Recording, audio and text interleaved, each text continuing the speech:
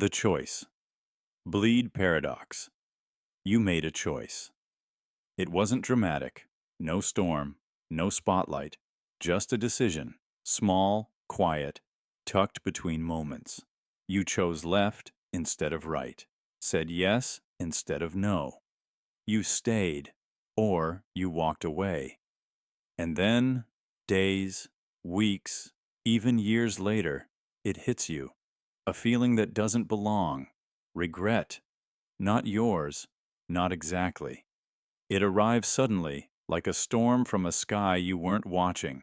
A deep ache tied to something you never did. A sense of loss for a path you never took. It's not nostalgia. It's not anxiety. It's something stranger. A sadness that feels borrowed. What if it is? What if the ache you feel isn't just imagination, but emotional residue bleeding across timelines? This is the choice bleed paradox, the unsettling idea that in a multiverse of infinite selves, you are connected by more than possibility. You're connected by feeling, that your other versions, living parallel lives, can transmit their emotional echoes into your own, and sometimes you feel them. In string theory, there are models of a multiverse where every decision spawns a new timeline. You move left, a version of you moves right. You take the job, another, you declines it. 1,000 small moments fracturing into countless realities, each version of you continuing on, unaware of the rest. But what if they're not fully separate? What if the barrier between timelines is thin enough for emotion to slip through? Not facts, not memories, just weight.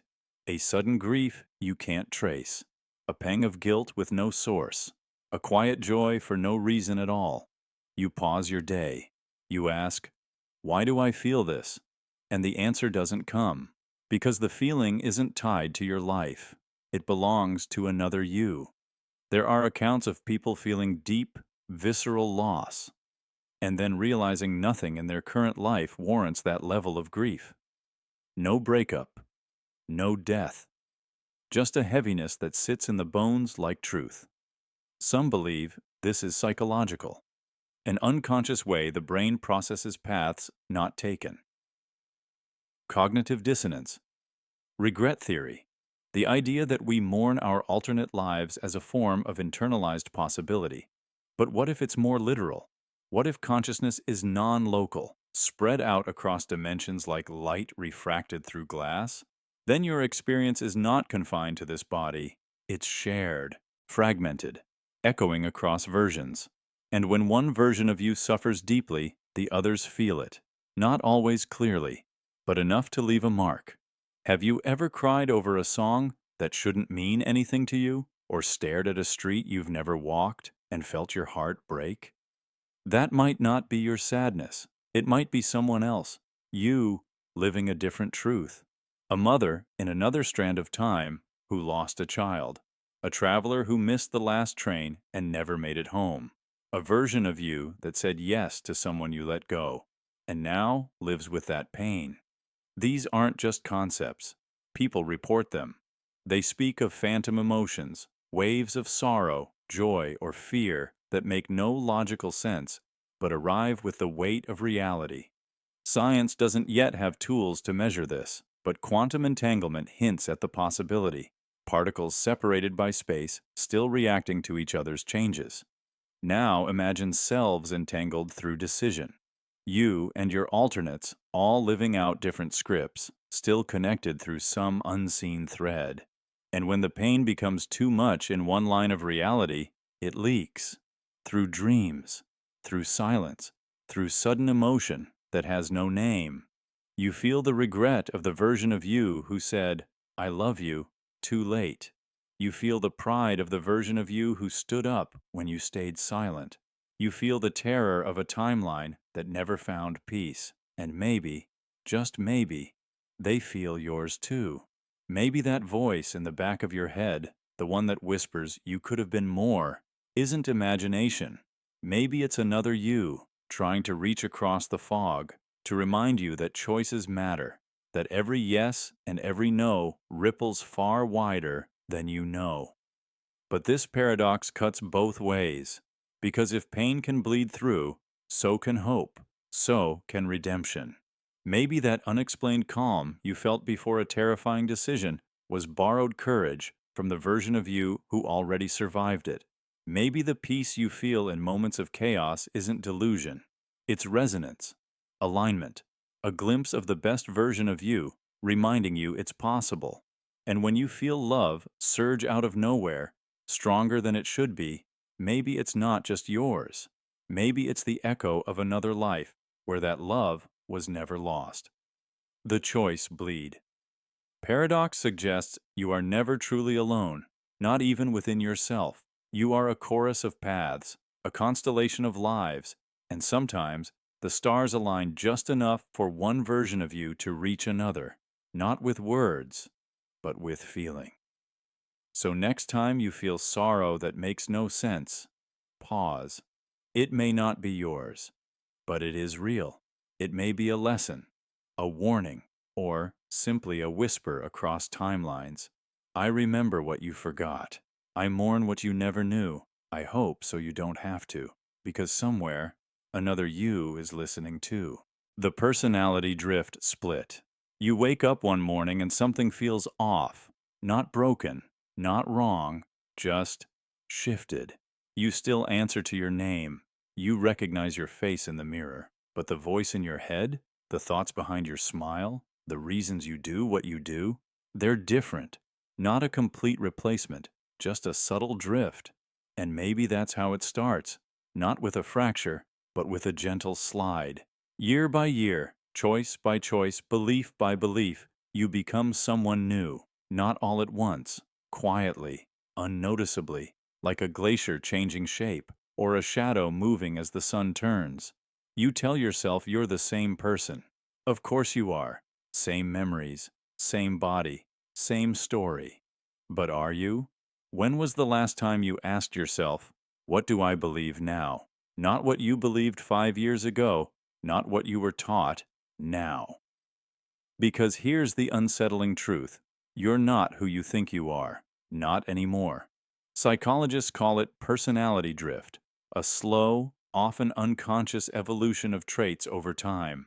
Studies show that your values, habits, even sense of humor can shift radically every 7 to 10 years.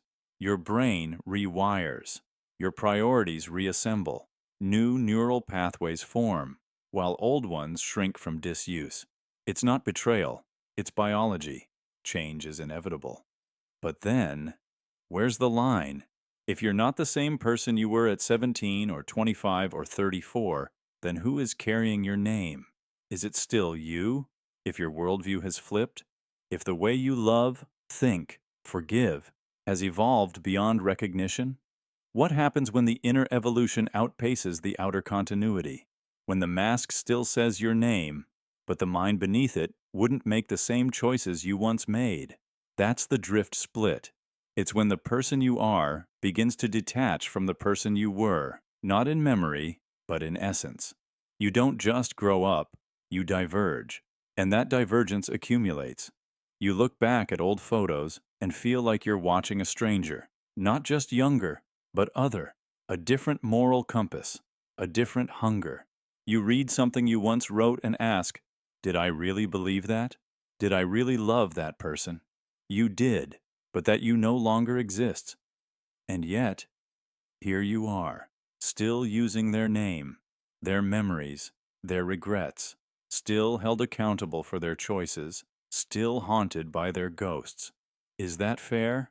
Or is this identity, this you, just a continuity illusion?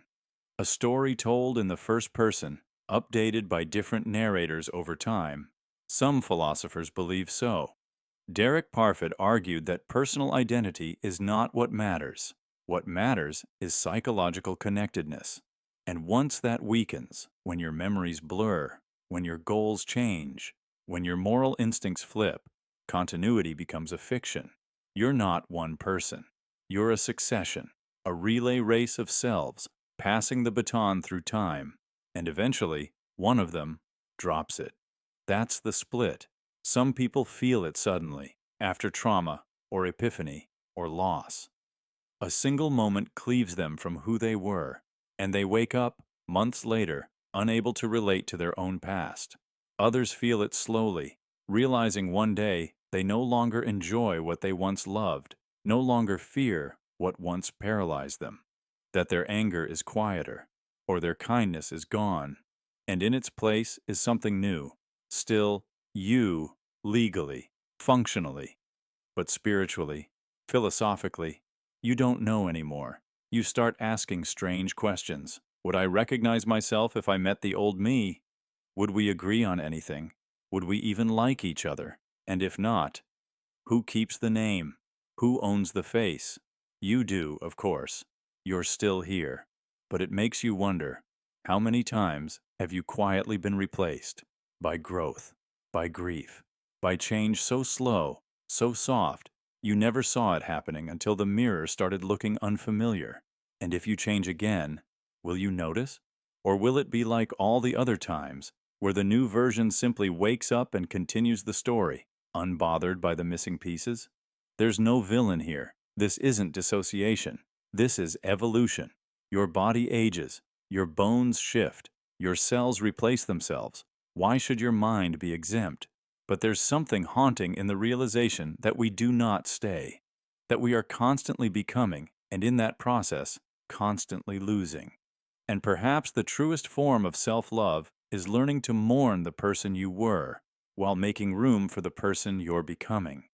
To forgive past versions for their mistakes, to release them from the burden of defining your future, to thank them for carrying you this far, and then step forward without them. Because somewhere inside you, another heartbeat is forming, another voice just beginning to speak, another version of you slowly claiming your name. The glitch fork fusion. You remember leaving the door open, clear as day. You even picture it, the sound it made, the shape of the gap, the breeze that rolled in. But when you turned back, it was shut, locked, and no one else was home. At first, you think it's simple forgetfulness, a lapse, a trick of the mind. But then it happens again. You remember someone saying something that they swear they never said. You recall visiting a place you've supposedly never been. You dream in details too specific to be fiction, but they don't match anything you've lived. And slowly, the unease builds. Because these aren't just memories. They're conflicting memories, mutually exclusive, both vivid, both real, and both impossible to exist in the same mind. Welcome to the glitch fork fusion. It's not déjà vu. It's not a false memory. It's something deeper. A fracture in the structure of time itself. A moment when two separate timelines, forked by choice, by chaos, by quantum interference, glitched, collapsing back into one. And now, you carry remnants of both. Memories that shouldn't coexist, bleeding into the present like shadows from a path you never took. Science has barely scratched the surface. Physicists speak of the multiverse, of infinite timelines branching off from every decision, every quantum possibility. But what happens when two of those timelines, instead of drifting apart, collide? What happens when the universe fails to keep its layers separate? You happen. Your mind becomes the convergence point. It begins subtly. A song you swear was different, a friend whose story seems altered, an event you vividly remember being on a different day, a different year. You dismiss it at first, but then the cracks spread. The forks become more obvious. You have two memories of your childhood home, two versions of how your last relationship ended, two explanations for a scar on your wrist, and they're both equally detailed, equally real, equally yours. The psychological model will call this confabulation, your brain patching together memory gaps with plausible fictions. But that doesn't explain the specificity, the synchronicity, the precision with which the details shouldn't match, but do, and how they haunt you with the feeling that somewhere, sometime, you lived a slightly different life. This is not science fiction. This is reported. There are cases where people recall entire months that never happened, only to find journals, receipts, or voice memos that back up their version, until they don't, until the evidence disappears. Or worse, changes. One day, it's in your phone. The next, it's gone or altered, as if reality is correcting itself after a sync error, as if you're not supposed to remember both paths, but something inside you refused to forget. Some call it a memory error. Others call it timeline bleed. A few call it waking up in the wrong reality. But the truth is stranger, because sometimes the fusion feels intentional, as if some greater intelligence, cosmic, technological, or even internal, chose to merge two broken paths into one compromised whole. Neither timeline worked, so the glitch fork fused them. The new line is stable, but your memory isn't. You're left with echoes, incompatible truths stitched together like a dream sewn into waking life. It's why you sometimes feel like you've met someone before, but they're not quite the person you remember. Why you feel grief over events you never lived.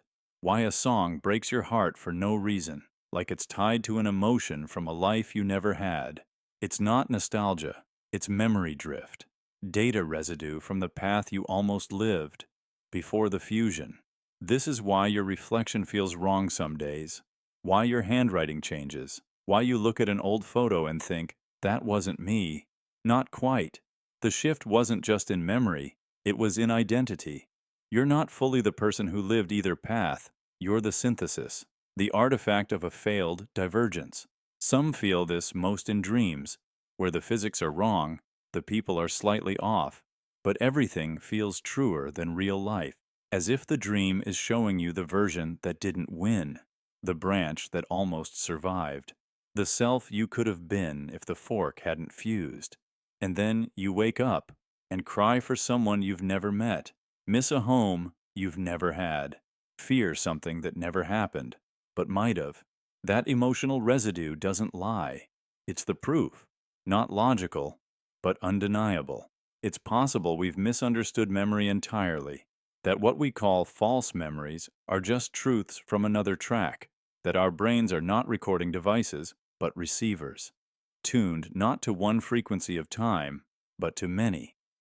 And in rare moments, trauma, loss, quantum turbulence, the receiver locks onto more than one, and the memories flood in, even if they contradict, especially if they contradict. You feel this fusion not only in thoughts, but in your body. A scar that aches for no medical reason, a reflex you never trained for, a phobia that makes no sense in this life, but total sense in the one you almost had. Your nervous system remembers what your story can't. So what do? You hold both versions, even if they clash, even if they hurt. You accept that your mind contains multitudes, that you are not linear, you are not broken, you are simply fused, a product of timelines that were never meant to touch, but did. You are the error, and the correction, the question, and the answer. The only thing left of a reality that no longer exists, but once did, and somewhere deep inside still does. The observer. Collapse swap. You look at something. A coin. A path. A moment in time. And by observing it, you collapse its uncertainty into reality. That's what quantum mechanics has taught us. The act of observation changes the outcome. The particle becomes a wave. Then, under your gaze, the wave becomes a particle again. It's called the observer effect, and it's been proven. Strange, but true. But what if the effect doesn't end at your boundary? What if the collapse isn't happening in your world, but in someone else's? Imagine this. Every time you make a choice, every time you focus your attention, every time you look, you aren't just collapsing your possibilities, you're collapsing theirs, shaping the probabilities of someone else's life, a stranger, a friend, a person in another city or another universe, not because you're controlling them, but because your observation reached further than you ever meant it to. Let's back up. At the core of quantum mechanics is the idea of superposition. A particle can exist in multiple states at once until it is observed. Once observed, the wave function collapses into a single outcome. Schrodinger's cat lives or dies not because it decides, but because you looked. Now, apply that metaphor to consciousness.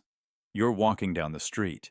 You glance at a person standing on the corner, waiting for the light to change. You don't think anything of it, just a passing glance. But in that instant, your consciousness touches theirs, not by force, not by intention, just by proximity.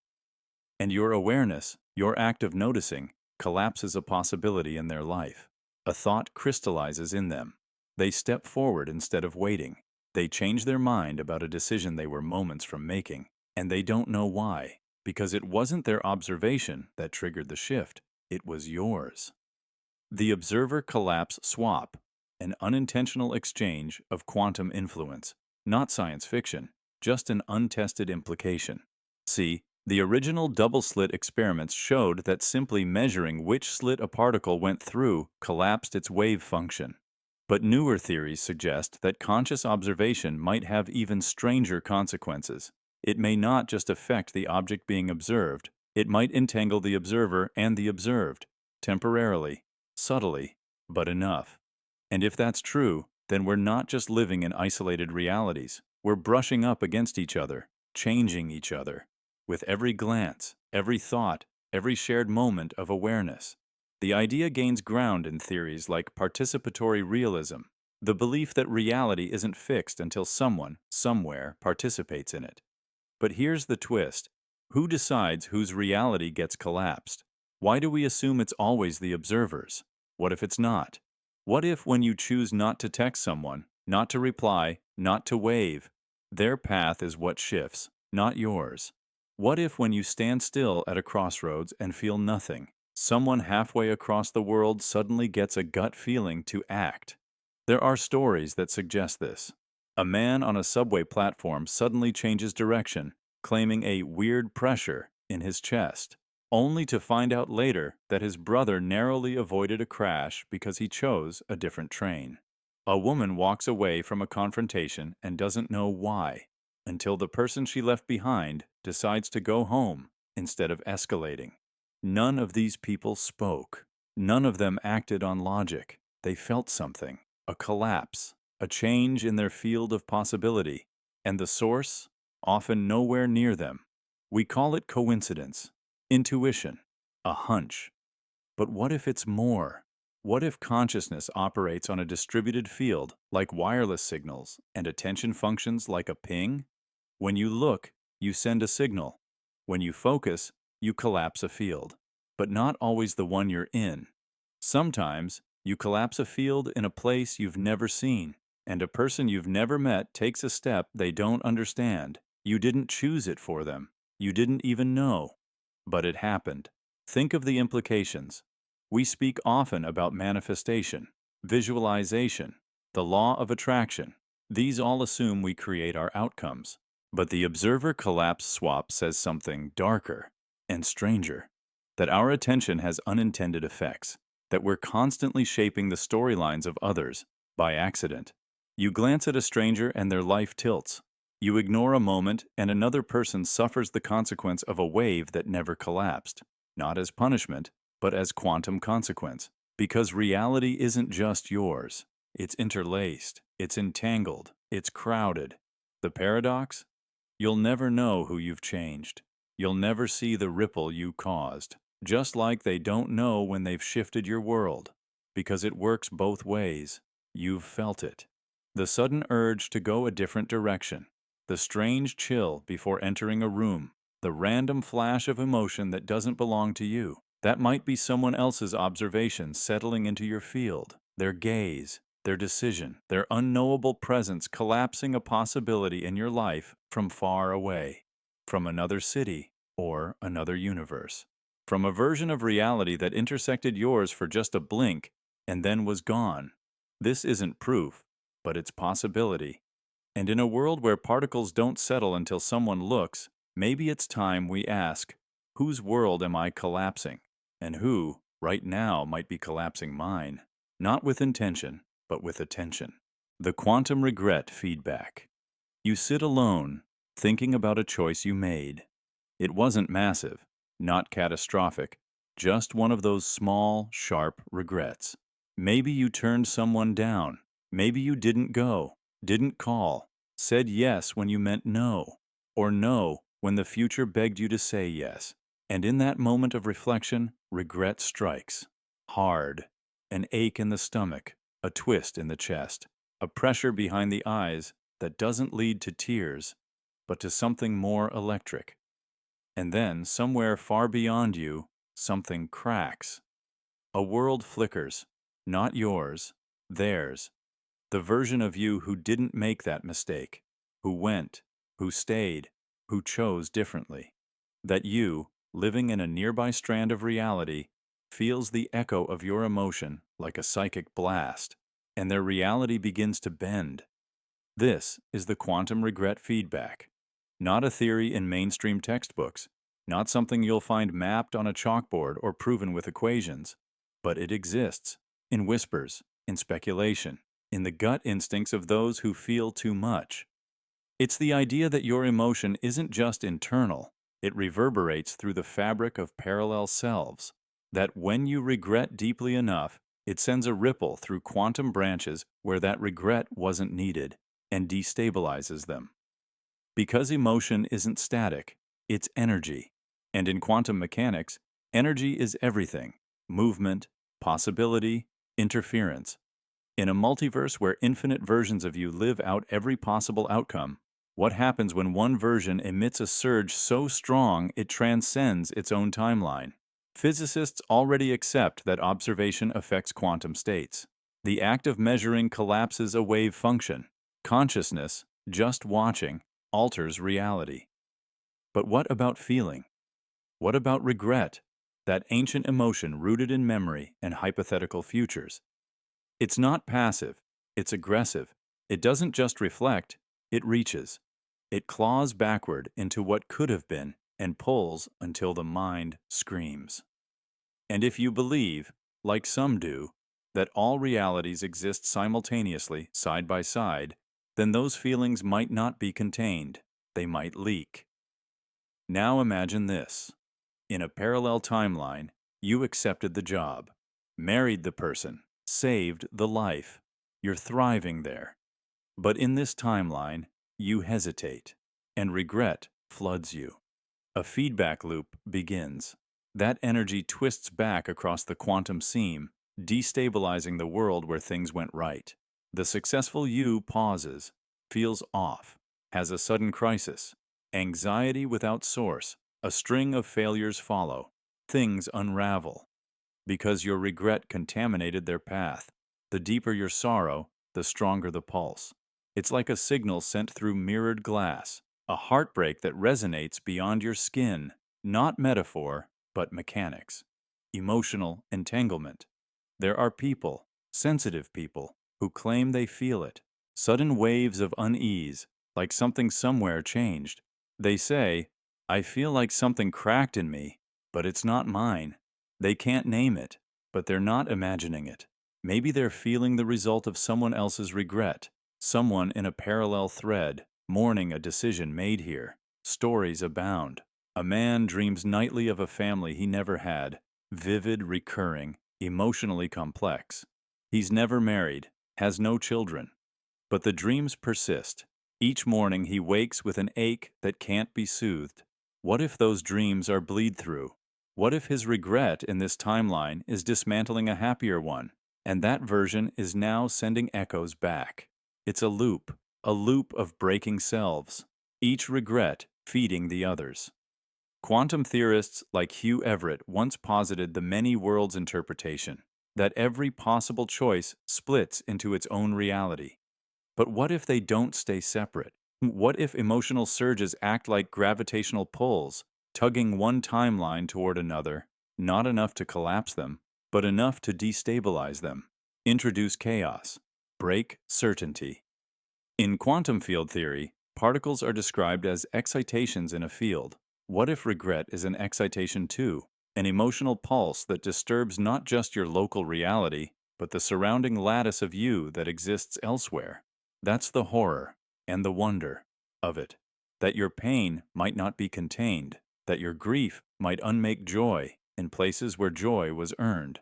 But it goes both ways, because sometimes you suddenly feel better, You don't know why. The burden lifts.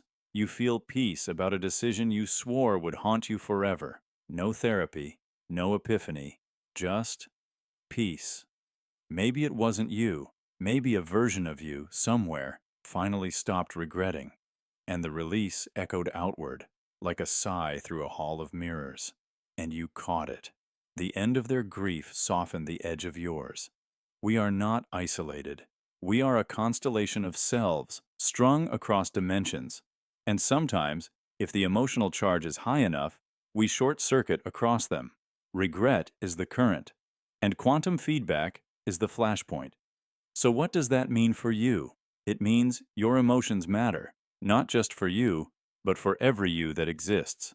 It means there's a cost to carrying sorrow unchecked, and it means healing isn't selfish. It's rescue. When you forgive yourself here, you might be saving someone elsewhere. When you accept your choices, when you breathe deeply into regret and let it go, you're not just ending your own pain, you're sealing a crack in the quantum fabric. You're restoring a version of you that's still trying to stand. And when you can't forgive, when the regret burns too deep, know this: someone else is trying, and their light may still reach you, because regret bends time, and emotion, when it's strong enough, does not stay silent. The locked-in outcome error. You failed. Maybe it was quiet, maybe it was public, but either way, it happened. The job you didn't get, the relationship you couldn't fix, the dream you couldn't chase, or worse, chased too far. You tell yourself it was a choice, a mistake, a product of free will. But late at night, when the room is still and your thoughts run unfiltered, a darker question whispers back. What if you never had a choice at all? This is the locked-in outcome error, a mind-bending paradox at the edge of physics, fate, and self. It begins with a question. If all timelines exist, did your failure have to happen? In the multiverse theory, particularly the many worlds interpretation of quantum mechanics, every possible outcome of every possible decision does happen. Each one splits off into a new timeline, branching endlessly, infinitely. There's a version of you who said yes, one who left earlier, one who called back, one who never started. Every choice, every path, every permutation, they all exist. So then why this one? Why are you in this version? The one where it went wrong. You could have lived in the timeline where you succeeded, where you became who you hoped, but you didn't. And that question becomes a weight. Did I choose this? Or was I placed here? Was this the timeline you were always meant to inhabit? Or did something lock you into it before you ever got to choose? It's not just existential dread. It's a theory that some physicists and philosophers take seriously. The idea that in a landscape of infinite timelines, consciousness doesn't move freely. That certain selves are trapped on fixed rails of outcome. Because if everything exists, the timeline where you fail isn't just possible. It's necessary. Someone has to live it. And maybe that someone is you. The locked-in outcome error suggests that your experience of regret, shame, and loss might not just be emotional. It might be structural, that you are caught in a version of reality where failure was always the destination. Even if you tried, even if you changed, even if you believed you could escape it. People report patterns, cycles they can't break, decisions that feel rehearsed, outcomes that feel inevitable. As if no matter how many variables change, the ending doesn't. A woman tries to leave an abusive relationship 3 times, different cities, different people, but every time, it ends the same. A man changes careers, paths, habits, but still finds himself alone at 3 a.m., staring into the same void he thought he outran. Is it self-sabotage, subconscious repetition, or is it the multiverse, assigning each self a role and locking you into yours? You might wonder, why would that happen? Because if all timelines exist, somebody has to live through the painful ones, and consciousness, it seems, doesn't always get to pick the best branch. Sometimes, it just lands, like a needle dropped on an endless record. And when you realize that, something breaks. Hope stutters. Because if your worst moments were inevitable, what's the point of trying? But here's the twist. Awareness may be the only lever you have, because the moment you realize you might be locked in, you aren't anymore.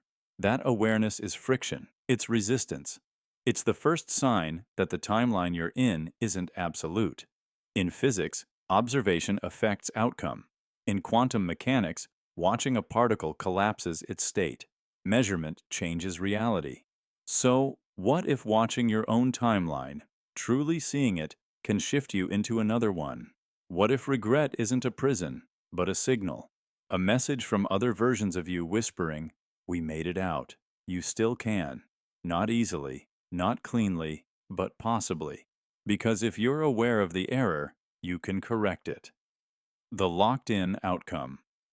Error doesn't mean you're doomed. It means you've woken up in a version of reality where failure was the default. Not because you're broken, but because you're the one conscious enough to see it and ask why. And that makes you dangerous, because now you're listening. Now you know. And knowing is the one thing timelines hate, because it means you're willing to break the script, to refuse inevitability, to say, maybe this version was written before me, but I'm the one living it now. So when everything feels rigged, when the outcome seems locked, don't stop. Break pattern. Act out of character. Choose recklessly, but choose. Because maybe, just maybe, that's the only way to crack the timeline open and slip into one where you weren't meant to win, but do anyway. The reverse birth paradox. What if you didn't begin here? What if you weren't born into this life, but inserted into it? Midway, unnoticed, like waking up in a movie that's already halfway through, pretending you've been watching since the start. What if you died somewhere else, some other version of you, and this was the reload point? The reverse birth paradox asks a chilling question.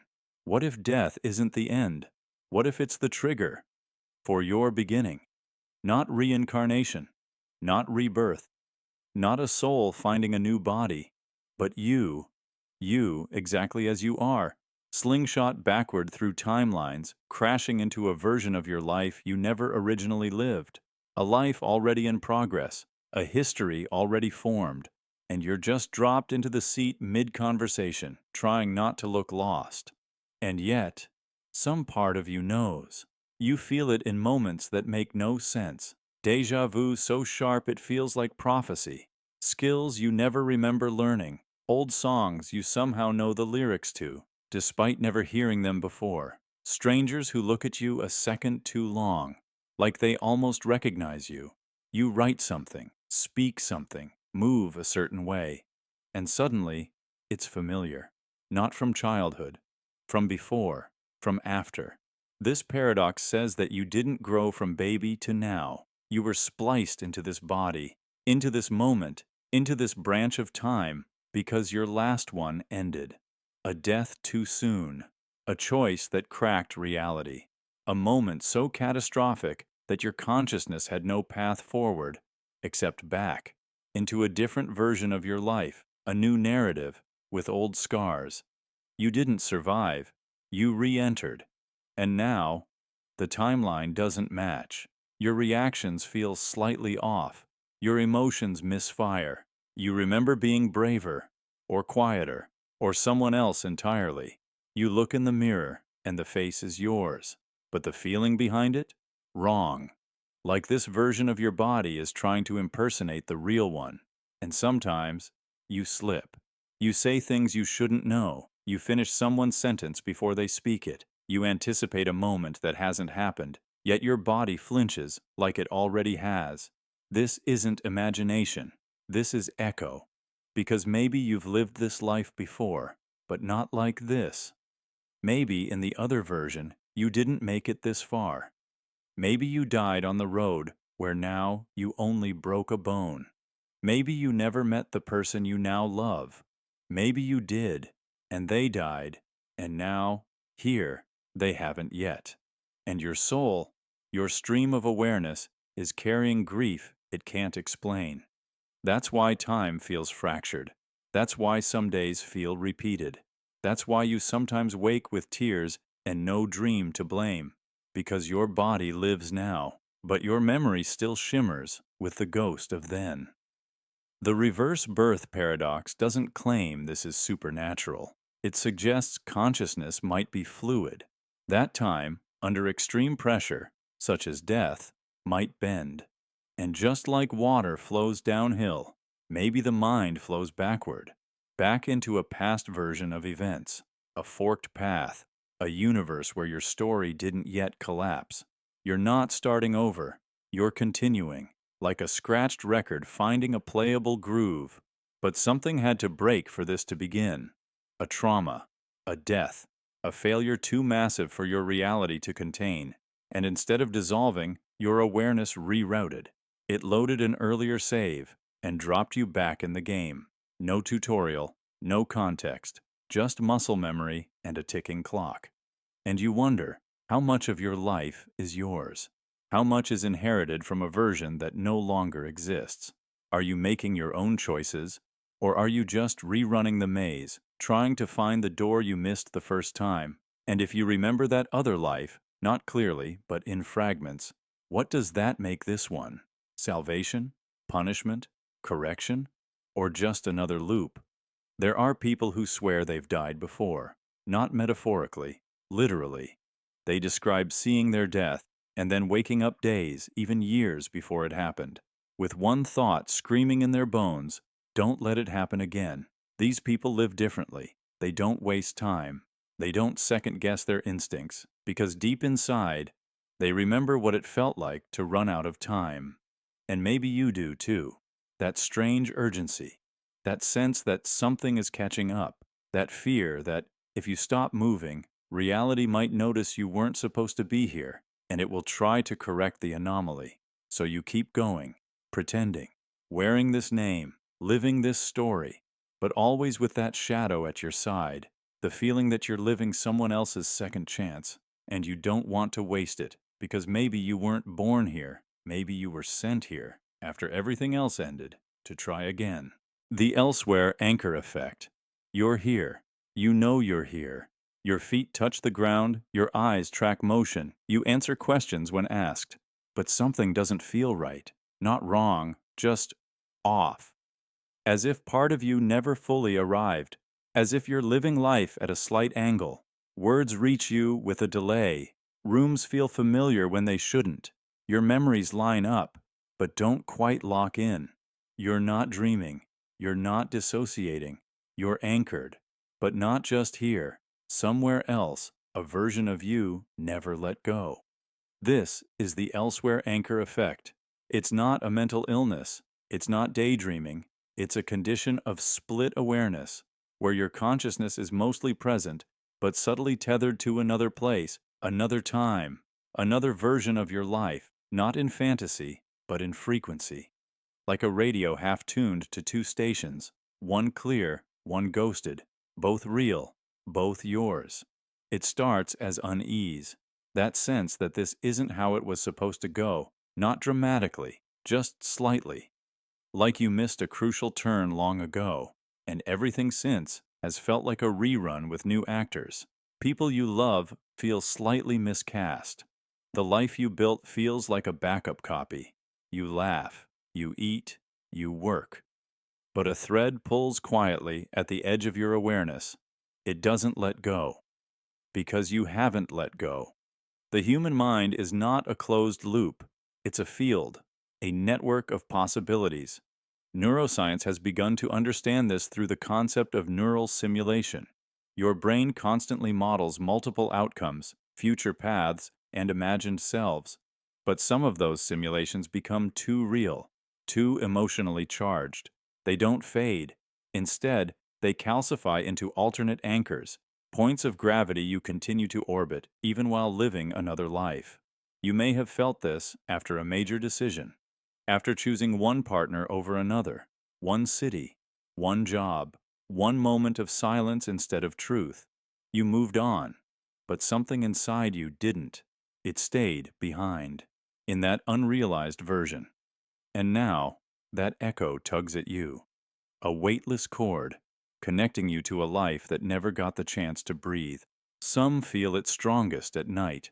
You wake, not startled, but relocated, as if you'd just returned from somewhere else, somewhere familiar. You lie in bed and feel the ghost of different sheets, different walls, a name on your tongue you don't recognize, but miss.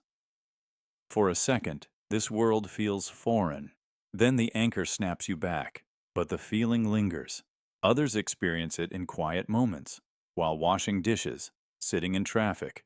You're suddenly filled with a deep, inexplicable longing, not for the past, but for something that never happened. A memory that doesn't belong to this version of you, but the emotion is real. So real, it aches. That's the anchor pulling from the other side. It's not grief. It's not nostalgia. It's displacement. You are living one version of yourself while still emotionally bound to another. And your consciousness, designed to move through only one timeline at a time, now flickers between two. That flicker creates the sensation that something's missing, but it's not missing. It's just elsewhere. Quantum theorists might call this a bleed-through from a parallel timeline, where your choices were different and your soul more aligned. In those moments of quiet stillness, perhaps the walls between you and that version thin. And your consciousness responds, not with thought, but with ache, with yearning, with the persistent sense that something is off script. But what if it's not quantum? What if it's biological? Some researchers believe the elsewhere anchor effect may be a result of the default mode network, an area of the brain that activates during introspection and memory processing. It's the same system that turns on during mind wandering, dreams, and identity formation. When disrupted by trauma, regret, or unfulfilled desires, the DMN can split, processing two narrative arcs as equally viable. You live one, you feel the other, and the conflict becomes physical. Some call this a form of spiritual trauma, the soul resisting the path it's been forced into, the echo of a higher alignment lost, not through fault, but circumstance, timing, pressure. You didn't choose wrong. You just weren't ready to leave the other version behind, so part of you didn't. That's the anchor. It doesn't just exist in memory, it exists in motion. You walk through a city you've never visited, but feel at home. You hold an object and sense its weight doesn't match its importance. You speak a phrase and wonder, why did that feel rehearsed? The other you is not gone. It's active, elsewhere, but connected. So what do?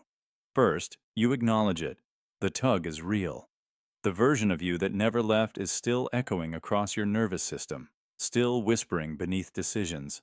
You don't have to silence it, you can listen. And in listening, honor the life unlived. Then, decide if you can gently pull the anchor in, not to erase it, but to integrate it, to find ways your current path can absorb what was lost, the relationship you didn't choose, the truth you didn't speak, the art you never finished, the home you didn't build. Fragments, yes, but fragments can become foundation. Or, if that's not possible, accept that you are not a single thread. You are a braid of potential, and some strands stretch far beyond what you can see. Some will always hum in the background. That's not a flaw. It's proof you contain more than one life. So when you feel displaced, don't panic. You haven't lost your place. You've just remembered that your story was never limited to one world, and maybe, just maybe, the elsewhere you still belongs to you. The imported memory bug. You're brushing your teeth, walking down a hallway, opening a drawer, and it hits you. A memory. Not vague, not dreamlike, but crisp, specific. As if it happened yesterday, except it didn't. Not in this life, not in this timeline. You remember the layout of a room you've never entered, a friend's laugh you've never heard, a scar on your arm from an accident that never happened. Yet you can feel the ache of it as if it healed long ago. It's not imagination, it's recollection, real, emotional, sensory. And it comes with a strange sense of sadness, like a part of your life was stolen or traded or misplaced. This is what we call the imported memory bug, a glitch not of the brain, but of the multiverse. A sudden fragment, not fantasy, not fabrication, imported into your consciousness from a version of you that once existed in a nearby reality. A collapsed version, a path untaken, a life that, in some quiet corner of space-time, ended or diverged. And now, a piece of its memory, its residue, bleeds into your mind. To understand this, we need to start with a controversial but increasingly compelling idea: the many worlds. Interpretation of quantum mechanics. In this view, every decision, every quantum event, doesn't resolve into one outcome, but all outcomes. Every fork in the road splits reality into branches, infinite universes where infinite versions of you exist, some nearly identical, some wildly different. But what happens when one of those branches collapses? Not your timeline, but theirs. A nearby version of reality that no longer holds coherence, a version of the world that became unstable, unobserved, abandoned. Does it simply vanish, or does something survive? Some theorists propose that consciousness may not be confined to a single universe, that in the collapse of one timeline, fragments, especially emotionally intense ones, can bleed into adjacent versions, not as dreams, but as memories, imported data, ghost code from another self. And your brain, built to process memory as linear, cannot tell the difference. It unpacks it, files it, integrates it, without warning. You remember a birthday that never happened, a breakup with someone you've never met, a pet that you loved, whose name you suddenly know. Some memories arrive in flashes, others settle in gradually, like they've always been there, until you realize one day, this never happened to me, not here. And then comes the unease, because the memory feels more authentic than fiction. Your body reacts, your emotions stir, your heart breaks for a story that was never written here, but was written somewhere. You don't know where, you can't prove it, but you feel it with absolute certainty. This is the imported memory bug, not a psychological error, but a metaphysical overflow. There are cases. People who wake up fluent in a language they never studied, only to lose it days later. People who recall entire towns they've never visited, but can draw them in perfect detail. Children who speak of families and deaths that match no known records, until you find a historical echo from a nearby place, from a nearly true life. Most dismiss these as confabulation, false memory, or imagination. But they always leave a mark, a pang, a puzzle piece that doesn't fit the picture you were given. And what's even stranger, some people know when the bug happens. They can pinpoint the moment something shifted, a sudden dizziness, a wave of sadness, a fleeting sense that something was lost. And then the memory arrives, like a file dropped into the wrong folder. Wrong, but perfect. Misplaced, but vivid. It begs the question, what if memory isn't stored only in the brain? What if memory is a quantum phenomenon, a field? And that field, under certain conditions, leaks, merges, imports. And you, your consciousness, are the receiver. You don't ask for it, you don't choose it, but you receive it. A life you almost lived, a moment that almost was, a wound you never took, but now carry. Some call this spiritual, soul fragments, echoes of reincarnation, but others see it as a systems error in the architecture of the multiverse, a necessary side effect of reality cleaning itself up. When timelines collapse, nothing is perfectly lost. Some things drift into you. So the next time you remember something that didn't happen, but feels like it did, don't dismiss it.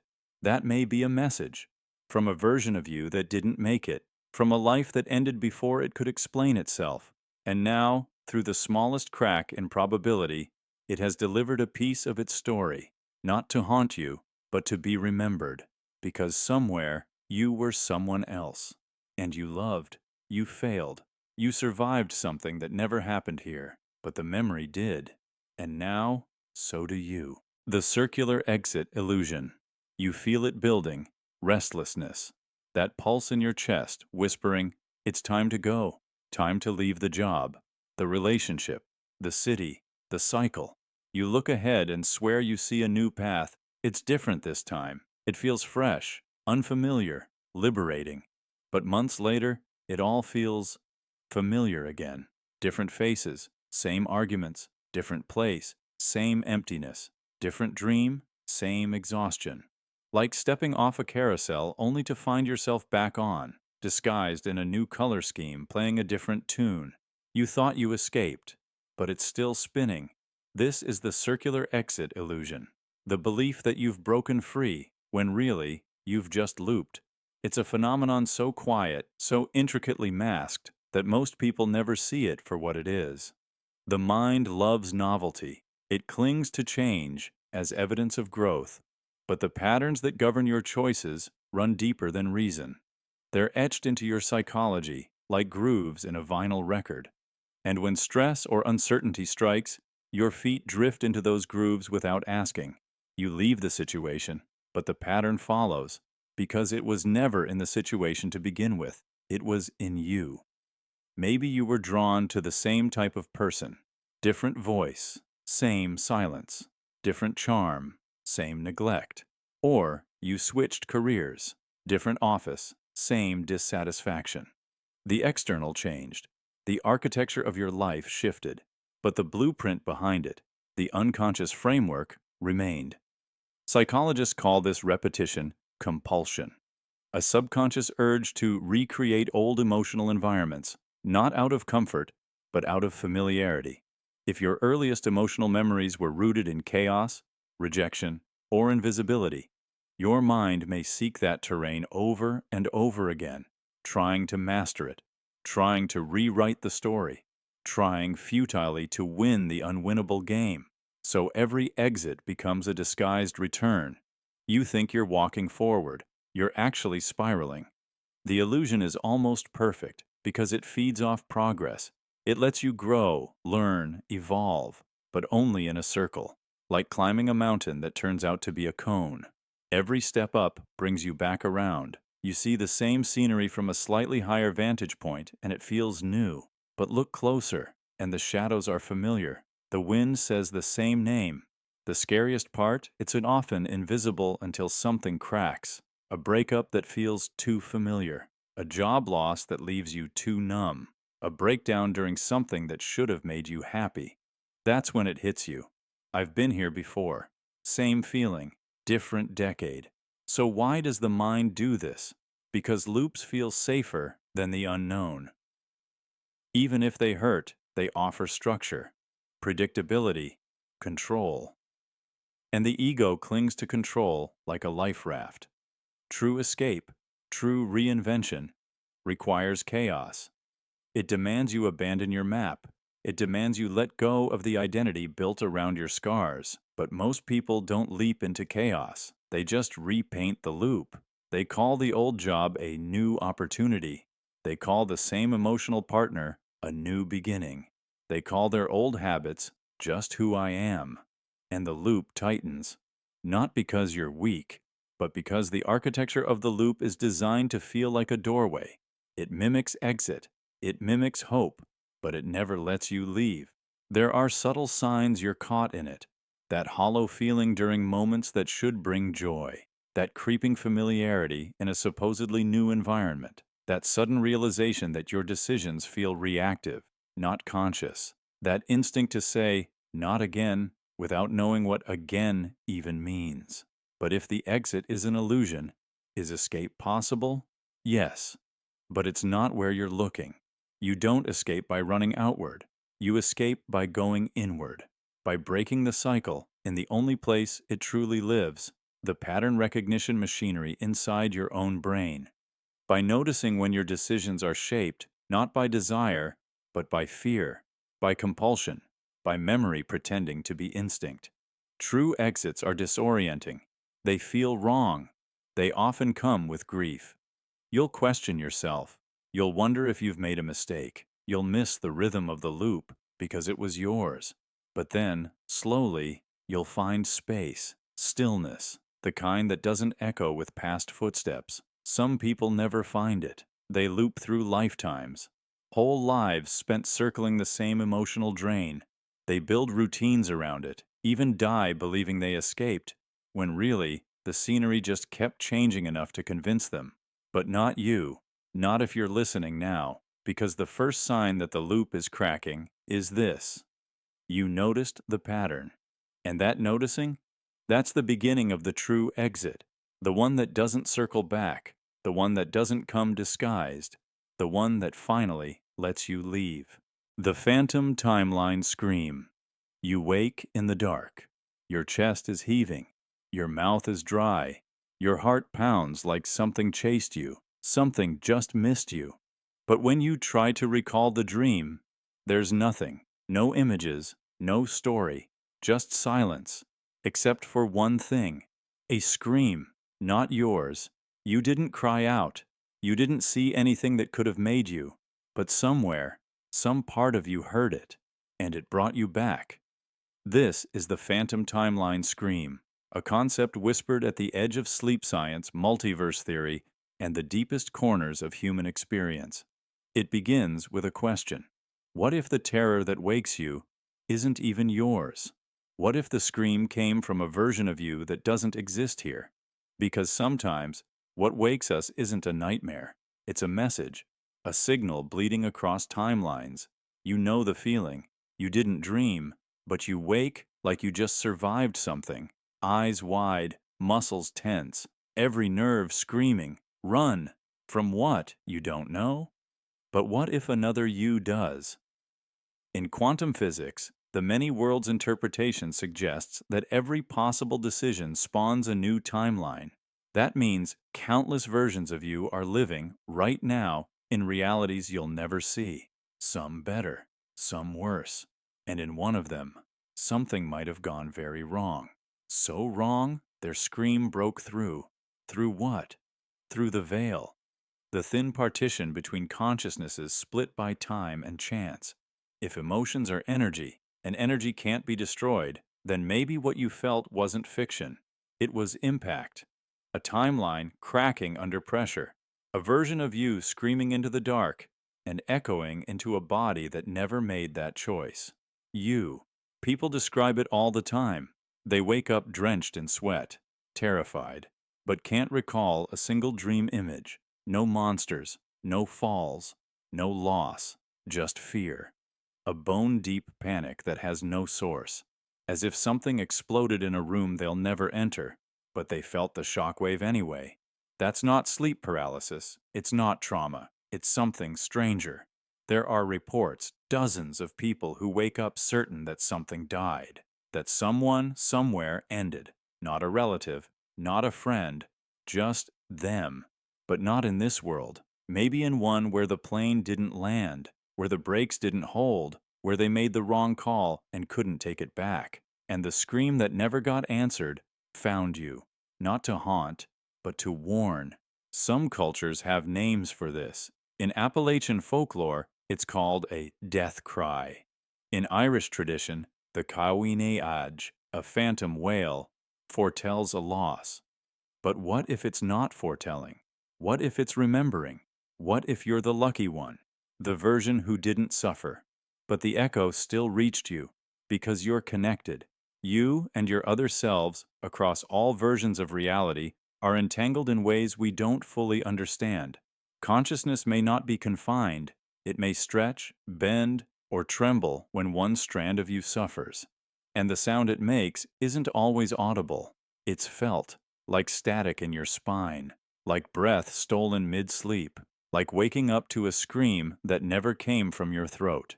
Science doesn't explain this well. Sleep studies chalk it up to stress, night terrors, neurological misfires. But if that's true, why does it feel so specific? Why do people wake at the same hour, the same posture, reporting the same absence of dream, but the same flood of fear? Because it wasn't a dream. It was a crossfade. A brief overlap in frequencies. You tuned in, and what you caught was suffering. But there's another possibility. That the scream isn't just from another you, it's from the version that held on.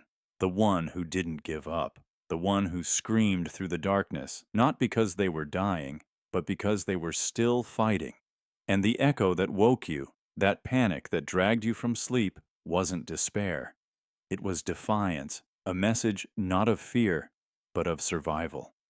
So when it happens again, when you wake from the void with your heart pounding and no memory of why, listen carefully, not to your room, to your bones, because something spoke through you, and whether it came from grief or grit, failure or survival, it means this: you are not alone in time, you are many, and sometimes your voices overlap. And in the middle of the night, that sound might be a scream, but in the morning, it might become a path. The future memory paradox. You knew it would happen. The words, the timing, the moment. You walk into a room for the first time, but your body flinches like it's been there before. Someone speaks a sentence, and you already know the next word. You catch a falling glass before it even tips. Not coincidence, not instinct, not déjà vu. You remembered it before it happened. But how? This is the future memory paradox. The mind-bending possibility that you don't just recall the past, you echo the future. That somewhere, another version of you already lived this life, made these choices, felt these losses, and some crack between realities, allowed a memory to leak backward into the you that hasn't lived it yet. A memory with no source, a knowledge with no past, a truth with no explanation. Science calls this precognition, but it's more than intuition. It's specific, sharp, personal. It's a knowing that burns through logic. You shouldn't be able to feel this, but you do. And maybe it's because you're not the only you. Some physicists theorize we exist in a multiverse, an endless lattice of branching timelines. Every choice spawns a new path. Every decision creates a new thread. Most of the time, these timelines run parallel, unaware, uncrossing.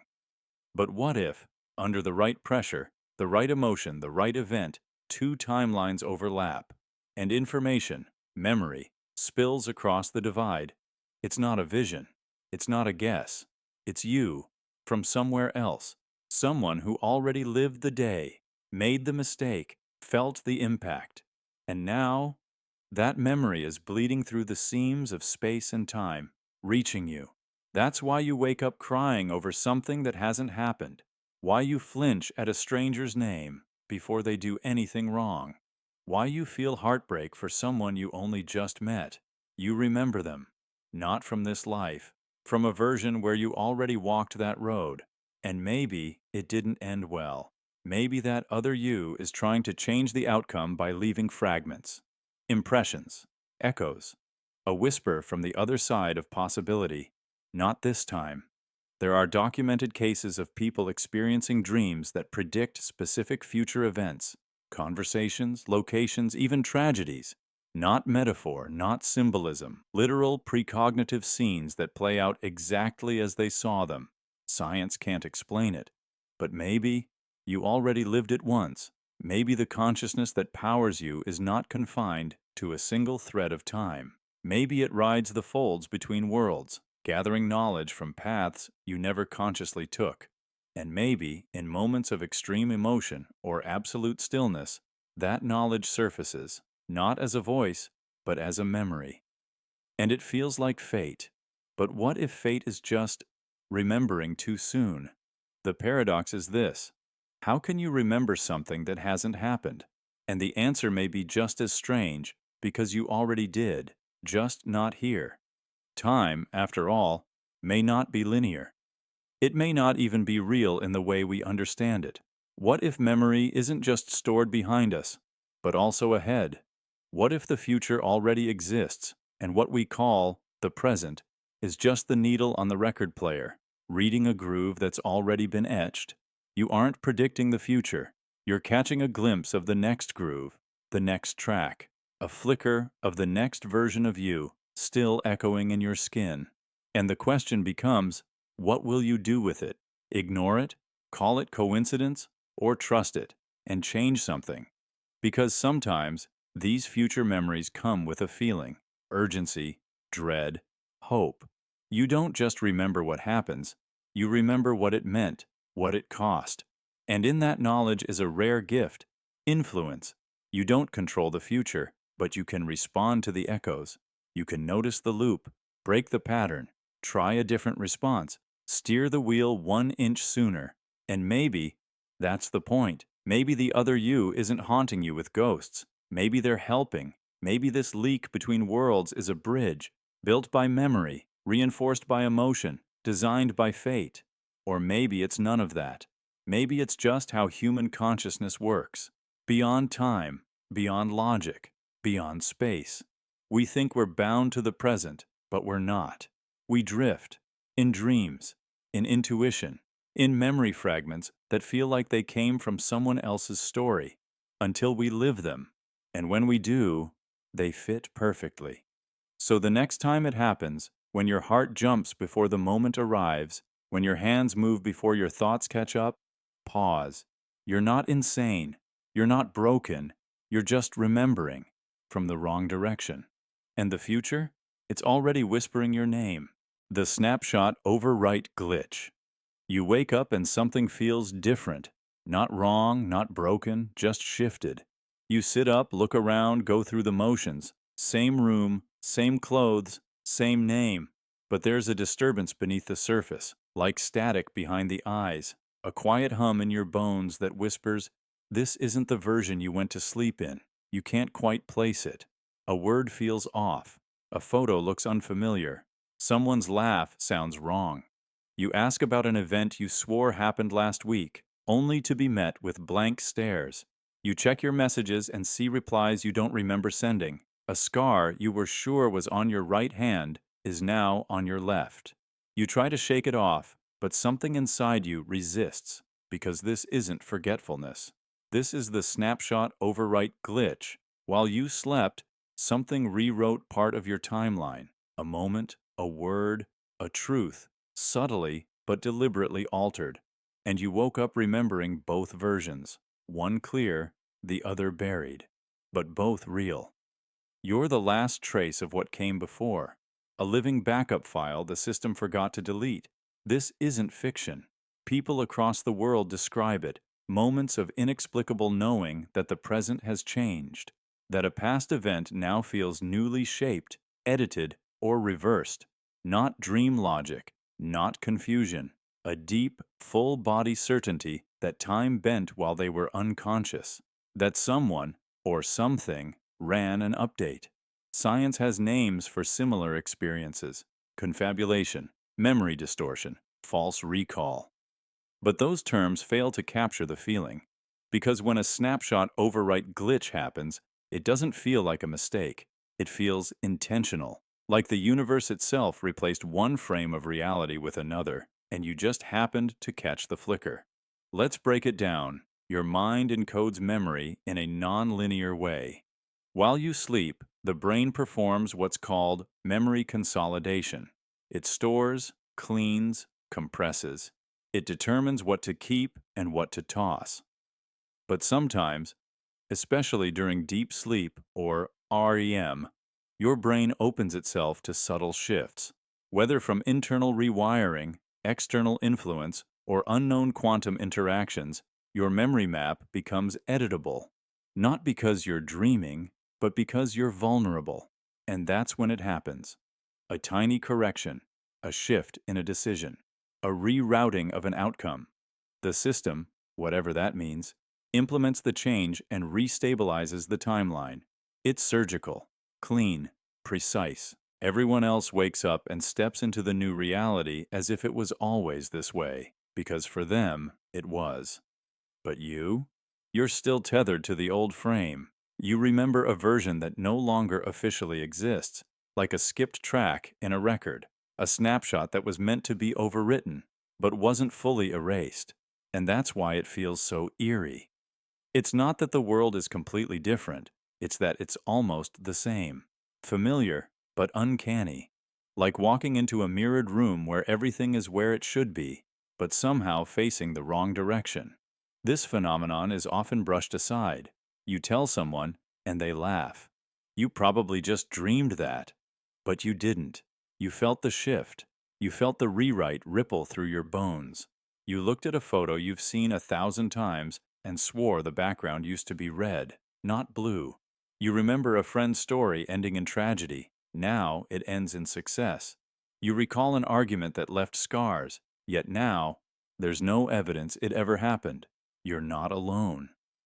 The internet is filled with testimonies, people waking up to reversed outcomes, altered objects, even updated personalities. Sometimes it's small, like a cereal box design they know used to be different. Other times it's monumental, a dead relative who's suddenly alive, a relationship that ended, that somehow never did. Skeptics call this the Mandela effect, a collective misremembering of reality. But what if the collective part is just statistical noise, and the real truth lies in the outliers? The ones who remember not one version, but two. The ones who experienced the merge glitch and kept fragments of the overwritten frame. The snapshot overwrite glitch isn't just memory error, it's temporal tension. You feel it in your body because the timeline changed, but your identity didn't catch up. Not fully. And so, for a time, you live in the echo. You walk in a world slightly behind its own script. There's even a theory, unconfirmed but persistent, that these glitches are part of a larger correction system. That time itself isn't a river, but a machine. And when it stutters, someone, or something, rewinds a few frames, edits the sequence, and resumes playback. Most people don't notice the edit, but a few do. Not because they're special, but because they happen to be too awake when the update ran. You. So what now? You move forward. You carry the dual memory. You learn to trust the feeling. Not to obsess, but to observe. Because the next time it happens, you'll feel it again. That breathless moment upon waking, when the world clicks into place just a bit too loudly. That half-second lag when your name feels foreign in your own mouth. That eerie sense that the air tastes different than it did the day before. You'll want to forget, but don't. You are the version that remembers what was, and that makes you the last evidence of the truth before the overwrite. The frozen self condition. You wake up and something feels off. Not wrong, just not you. The way you move, the thoughts that rise first, the choices you make without thinking, they all feel familiar, but from far away. You order the drink you stopped liking years ago. You reach out to someone you haven't missed in a long time. A song plays and it cuts deeper than it should. It's like a ghost of your former self has slipped back in. Just for a day, not to haunt you, but to live, briefly, through your skin. This is the frozen self condition, a strange, sudden reactivation of a past version of you, a psychological snapshot, reanimated within your present self before vanishing again. It's not nostalgia, not a flashback. It's inhabitation. For a window of time, you're not the person you've grown into. You're someone you were, down to the rhythms of thought, the old pain, the choices you wouldn't make anymore but do just for that day. And then, it's gone.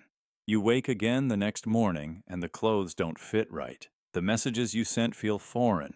The habits you resumed feel misplaced. You don't know why you acted that way, but you did. Some dismiss it as mood swings, emotional regression, maybe even hormonal fluctuation. But this goes deeper. It feels intentional, like something cracked open and let a stored version of you back through, not as a memory, as a mode. In psychology, this is close to what's called state-dependent memory. The idea that who you are, how you think, what you recall, what you can feel, is tied to your internal state. If you re-enter the same emotional or environmental conditions from your past, you can temporarily access versions of yourself that you thought were gone. The neural pathways reopen, and with them comes the you who once walked them. But the frozen self condition goes beyond that. It feels like the old self wasn't just remembered, it took over. Like the version of you from 2017, or from that one summer, or from the worst year of your life, got unstuck from time, climbed back in, and moved your hands like they were home again. This might be your teenage self, your grieving self, your reckless, wild, hopeful, heartbroken self, the version of you who still believed in something, or the one who had already stopped. And while they're back, everything tilts. Your values shift. Your emotional filters realign. You find yourself speaking in old patterns, using phrases you forgot you used to love or hate. You remember how it felt to be them. And you wonder, for a moment, if this is the real you and the current version is just a skin you're wearing. Why does it happen?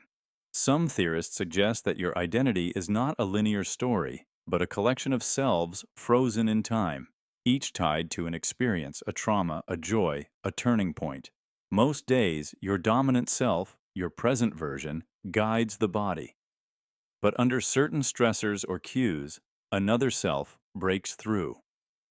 Unfinished, unprocessed, waiting. It's like a backup copy running in parallel. And sometimes, without your consent, it gets activated. You feel them in your choices, in your voice, in the way your body holds tension differently. Not because you're breaking down, but because the past version needed a moment to exist, to be felt. And you gave it space, whether you meant to or not. Some experience it as disassociation. Others call it time displacement. But the intensity of it, the realness, makes it undeniable. It isn't the same as reminiscing. It's embodiment. It's watching yourself in the mirror and not recognizing the posture. It's feeling your own name and thinking, that's not who I was yesterday. There are people who describe waking up and feeling younger, as if the world has lost some of its edge. They make impulsive decisions, speak too quickly, fall into old dependencies. Then, just as quickly, they return to themselves, dazed, embarrassed, or deeply sad. Because the self that came through wasn't random. It came with a message. Maybe it was the part of you who never got closure, who never got to say goodbye. Maybe it was the self you've tried to bury, unhappy, confused, desperate to be understood. Or maybe it was your best self, reminding you of what you're still capable of, the fire you once carried, the love you used to give freely before it got taken. This is not illness, it is echo, psychological, emotional, maybe even metaphysical. Some philosophers believe that time is not linear in the way we experience it, that the past and future selves exist simultaneously in a deeper fabric of being. And sometimes the veil thins. You don't remember who you were. You become them again, briefly, as if you're honoring their unfinished business or giving them one last breath. So if you feel this, if you suddenly become someone you thought you'd outgrown, don't panic. Don't resist. Listen. That version of you had something to say. And now, perhaps, it has been said. You'll return. You'll recalibrate. The world will feel real again. But you'll carry something different this time, a subtle shift. Because for one strange, vivid day, you remembered how it felt to be someone you used to be. And now, both of you walk forward. The inverted timeline flow. You stand at the edge of a choice. You haven't acted yet. Your hands haven't moved. The words haven't left your lips. The message hasn't been sent. But your chest tightens. Your breath shortens. A pang of guilt, or grief, or dread floods your body.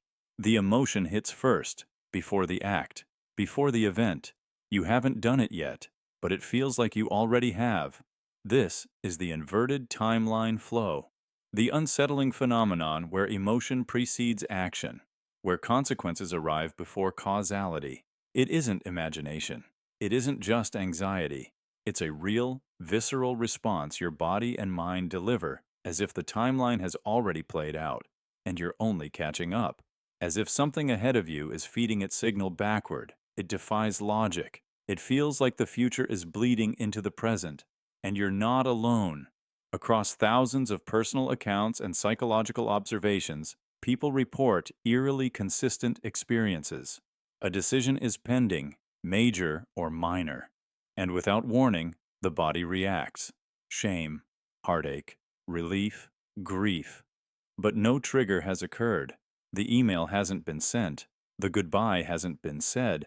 The risk hasn't been taken. Yet the emotion comes like a ghost of something already lived.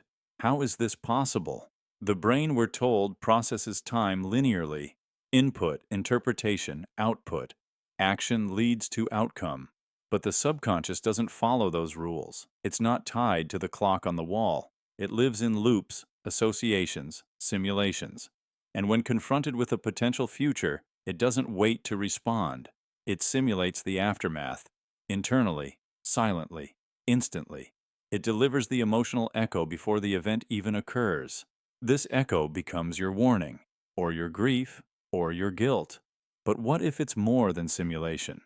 There's a growing body of research exploring preconscious processing, the idea that your brain begins responding to stimuli before you're consciously aware of it. In some studies, test subjects showed physiological changes before they were exposed to emotional content, before the screen even changed. The heart rate spiked, skin conductivity changed, muscles twitched, all before anything happened. How did their bodies know? Some researchers believe the brain taps into a form of emotional time prediction, an evolutionary tool, an anticipatory system designed to keep you safe. Your mind runs millions of simulations in the background at all times, and when a pattern aligns, it fires the associated emotion early. It's not superstition, it's survival. But what if the pattern isn't based on memory, but feedback? What if, in rare, unexplainable moments, the emotion isn't an internal projection, but an external signal from a nearby version of you? A timeline one step ahead, a parallel strand that has already lived out the decision and is now bleeding resonance into yours. We know quantum particles can become entangled, connected in such a way that the state of one affects the other instantly, regardless of distance. Some theoretical physicists believe time itself may function this way across dimensions, that under certain conditions, timelines interact, and you're the receiver, your gut, your chest, your mind. That spike of guilt before betrayal, that wave of sorrow before saying goodbye, that strange calm before making a decision you haven't made yet. Maybe that's not anxiety. Maybe that's feedback from yourself, from another version, from what will happen if you go through with it. We dismiss these feelings too easily. We say we're overthinking, that we're nervous, that we're tired. But what if these emotions aren't warnings before the storm, but after? The subconscious doesn't just imagine, it listens. And maybe it's listening to other echoes of you. You made a choice in one strand of reality. It led to loss. That echo vibrates across threads. And now, standing here in this moment, you feel it, like thunder from a strike in a nearby world. The inverted timeline flow isn't about psychic power. It's about sensitivity, about resonance, about time bending just slightly in your favor, to give you one last chance. Or, sometimes, it's not a warning, but a confirmation, a swell of peace before the leap, a strange wave of joy before the goodbye, a warmth that shouldn't be there but is, because in another thread, you already walked this path, and it led to light, and the version of you there is reaching back, whispering, "Go."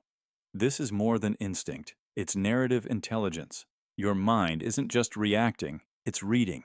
It's flipping pages forward, reading the emotional plotline before the ink is dry. So when it happens, when the feeling floods you before the action, don't dismiss it. Listen. Ask yourself, is this memory or a message? Because maybe your mind isn't malfunctioning. Maybe it's evolving. Reading time not left to right, but inside out. Maybe the arrow of time doesn't just move forward. Maybe it spirals. Maybe it loops. And maybe, just maybe, every once in a while, it sends a feeling back. So you don't have to break again. So you don't have to guess in the dark. So you know, in your bones, before your feet even move. The residual identity glitch. You sit in silence. Nothing is wrong. Nothing's missing. And yet, something aches. A feeling drifts through you, vague, haunting, and sharp. It's grief.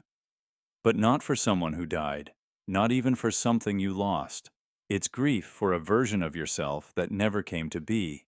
You don't remember living that life, but your body mourns it like you did. This is the residual identity glitch, the unshakable sense that futures you never lived still echo inside you, like ghosts embedded in your code. You never went to that city, never married that person, never took that job, or said yes to that leap. But still, sometimes, you miss it. You crave a memory that isn't yours. And the strangest part? It doesn't feel like imagination. It feels like mourning, not regret, not nostalgia, loss. And loss implies something was real, even if not here, even if not now. In quantum physics and multiverse theory, there's a proposition. Every decision branches into its own timeline. You turn left, one reality unfolds. You turn right, another. Countless versions of you exist, each living a different script. But what if the branches aren't entirely sealed? What if something leaks? Not events, not outcomes, but identity. Who you were in those unlived lives. What if your current self carries echoes, data fragments from alternate yous? And every now and then, your system glitches. You grieve someone you've never been. You long for a home you never had. You remember, in your gut, a future you never chose, and yet, you feel like it was yours. People speak of this often, quietly, hesitantly. A man stands at a train station in a city he's never visited and feels peace, familiarity, as if the concrete beneath him was once routine, as if he used to stand there every day. A woman walks past a cafe in another country and tears up without reason, her mind blank, her heart full. She's never been here, and yet, something inside her remembers. She doesn't know the name of the girl she might have been, but her body does. The residual identity glitch suggests that identity isn't singular, that you're not just the product of one timeline, but a node in a network of selves. And sometimes, when the veil thins, or when your current self falters, those other paths bleed through. Not completely, not visually, just enough to feel them. A ghostly handprint on the glass, a scent from a dream, a mood you can't place. You feel it most in moments of stillness, just before sleep, just after waking, or in the middle of nowhere, where your brain stops calculating and starts listening. And suddenly, you're overwhelmed with grief for something that never happened, a marriage that never began, a child you never had, a career that lit you up in a world you never entered. And the most painful part? You miss that version of you even if you never met them. Science would call this cryptomnesia, a resurfacing of forgotten memories, misattributed. Psychology might say it's a form of escapism, your mind mourning the life you think would have made you happier. But that doesn't explain the specificity, the names that rise in your dreams, the cities you can draw without having seen, the moments that never were, but feel familiar. Some theories go deeper.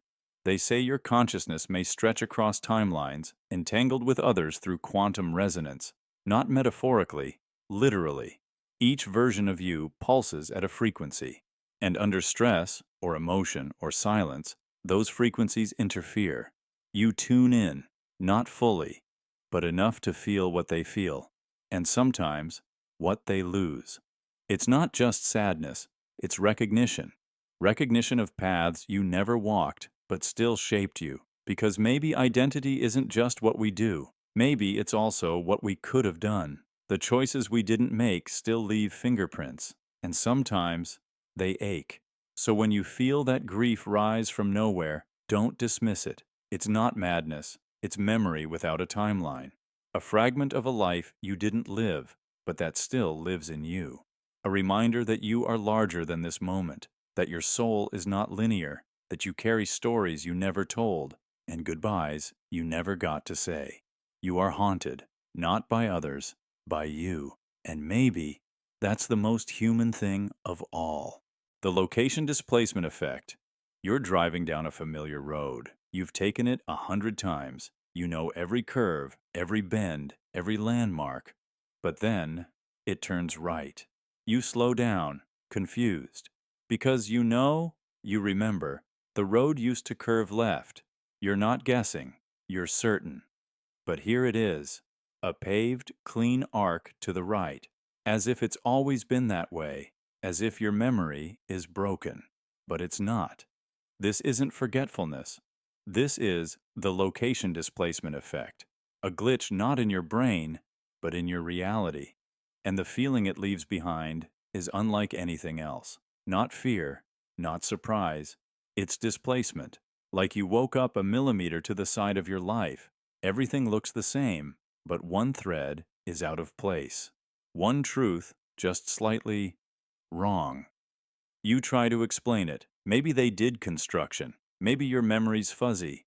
Maybe you're confusing it with another road. But no, because it happens again. You go to open a drawer you've used for years, and your hand lands on the wrong side. You walk into your favorite cafe, and the counter has swapped walls. You stare at your phone's home screen, and the layout is different, but no update was installed. It's subtle, infuriating. Like reality moved half an inch to the right when you weren't looking, and you were the only one who noticed. Most people call it déjà vu gone wrong.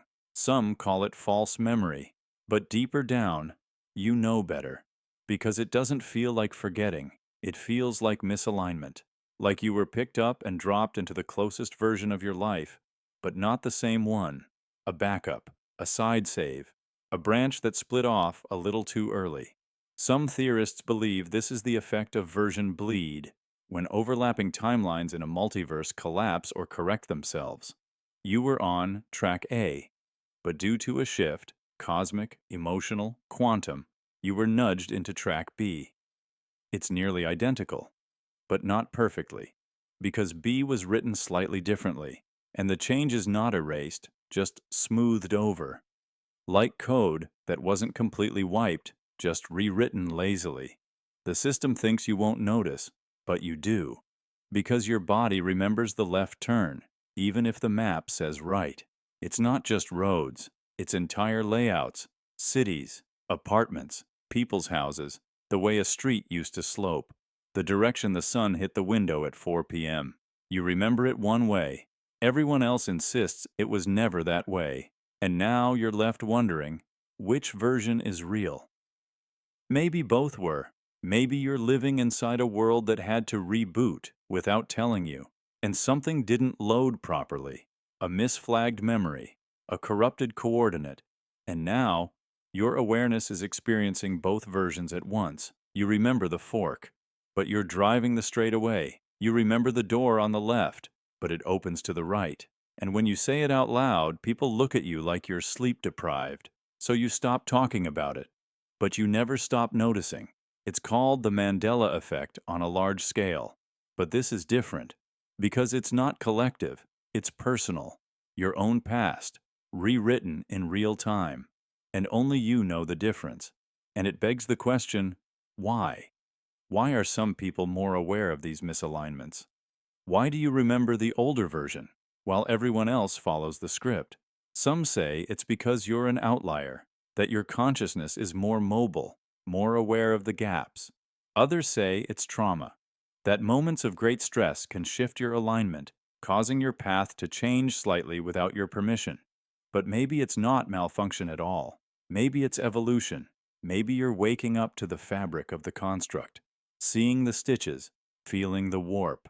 Not because you're broken, but because you're closer to the edge. And once you've noticed, you can never unsee.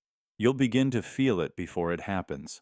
You'll turn a corner and brace for the mismatch. You'll remember things that haven't changed yet, but soon will. And the more it happens, the more you begin to ask the terrifying question, how many times have I shifted? How many versions have I lived? How much of my memory is real? And how much was written during the reboot? Maybe every time you felt like something was off, it wasn't you. It was the world. And the patch wasn't applied cleanly. So the next time it happens, when you turn the corner and the store is on the wrong side, when the skyline has a building too many, when the road that curved left suddenly arcs right, pause. You're not crazy. You're not confused. You're remembering correctly in a world that wasn't perfectly rewritten. And that, perhaps, is the truest sign that you were never meant to forget. The soft reset event. You didn't see anything happen. No flash in the sky, no blackout, no glitching buildings or flickering stars. But when you woke up this morning, the world felt quietly wrong. Not broken, not chaotic, just different, slightly. The kind of different you can't point to. It's not the furniture, not the date, not the way your shoes fit. It's deeper than that, more internal. Like someone hit refresh on the fabric of reality while you slept. Not enough to crash the system, but just enough to change how it hums. And now you're walking through a world that feels like a slightly compressed copy of the one you remember. This is the soft reset event. It's not a full restart of time, not an apocalypse, not a timeline fracture. It's quieter, smoother, a subtle reboot of localized reality. One that leaves no evidence except the way your spine stiffens when you step outside, the way light looks off-color, the way people respond to you half a second slower than they used to. Nothing is broken, nothing is different, but everything feels like it was recently unplugged and plugged back in again. You know this feeling. Everyone has tasted it. You walk into a room and forget why. You reread a sentence 3 times and swear the words are rearranging. You hear a friend tell a story you know you were part of, but they say you weren't there. It's all too normal to sound strange, but too weird to ignore. And that's the trick of the soft reset. It doesn't delete, it updates. It doesn't shatter reality, it restabilizes it. This event is what some theorists believe happens when reality begins to drift too far out of sync with itself, when probabilities become too unstable, when perception threads begin to misalign. The universe doesn't crash, it simply clears its cache. A quiet flick of cosmic maintenance. The variables are resynced, the physics get a polish, the people are gently nudged back into statistical probability, and no one notices. Except you. Because you're tuned a little differently. You were just alert enough, right before sleep or right after, to catch the transition, to feel the shift that didn't make a sound. Maybe your consciousness didn't go fully under. Maybe you stood at the edge of sleep and saw the reset shimmer across your mind like a soft, static wave. Maybe that's why you woke up disoriented, not because of a dream, but because the world you fell asleep in is not the one you woke up to. Not entirely. Let's talk about symptoms. After a soft reset, people report micro changes. They go to their favorite cafe and the floor tiles are darker, but photos show they've always been that way. A friend calls them by a nickname they've never used. Until now, when everyone swears they always have. A scar appears on their arm that feels familiar but has no origin in memory. The mirror doesn't lie, but it feels like it should. And internally, you feel flattened, calibrated, as if your personality has been smoothed over, not erased, just muted, like someone cleaned the edges of your mind, then reloaded you from the last viable save point. You laugh at jokes that don't feel funny. You go places without remembering the drive. You stare at old photos and feel distant from the version of you that smiled in them. This isn't depression. It's not burnout. It's a realignment. Your narrative thread was gently rethreaded into the current continuity. The change was minimal, but enough that your body, your memory, your intuition still holds fragments of the previous version. Scientists may dismiss this as cognitive noise. They'll say the brain isn't reliable. That memory is always rewriting itself. But if that's true, what happens when reality rewrites with it? There are people who believe these resets are corrections. That when reality drifts too far from collective stability, when timelines risk collapse, the system performs a soft rollback, reboots the simulation, realigns choice patterns, keeps entropy from spiraling out of control. You didn't do anything wrong. You simply existed too clearly near a point of deviation. And so, your clarity had to be nudged. Your life had to be trimmed, compressed, re-indexed. The soft reset event doesn't punish, it preserves. And if you're still sensing the difference, it means your mind was more awake than most. It means you felt the current flicker for just a second.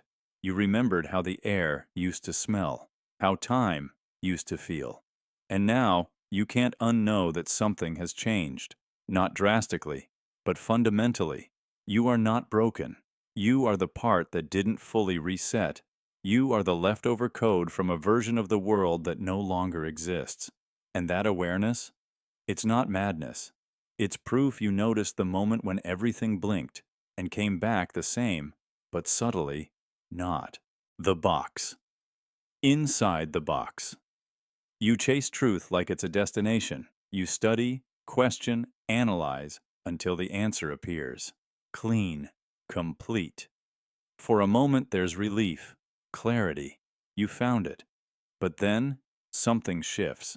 A detail doesn't sit right. A contradiction emerges. A crack forms in the logic. And suddenly, the answer you held in your hand collapses inward, revealing a deeper question buried inside it. It's the box inside the box. Every time you open one layer of understanding, you find another box. And it's not separate. It contains the flaw that dismantles the box before it. A recursive trap disguised as progress. You're not climbing a ladder to enlightenment. You're falling through a spiral staircase that folds back into itself. And it never stops.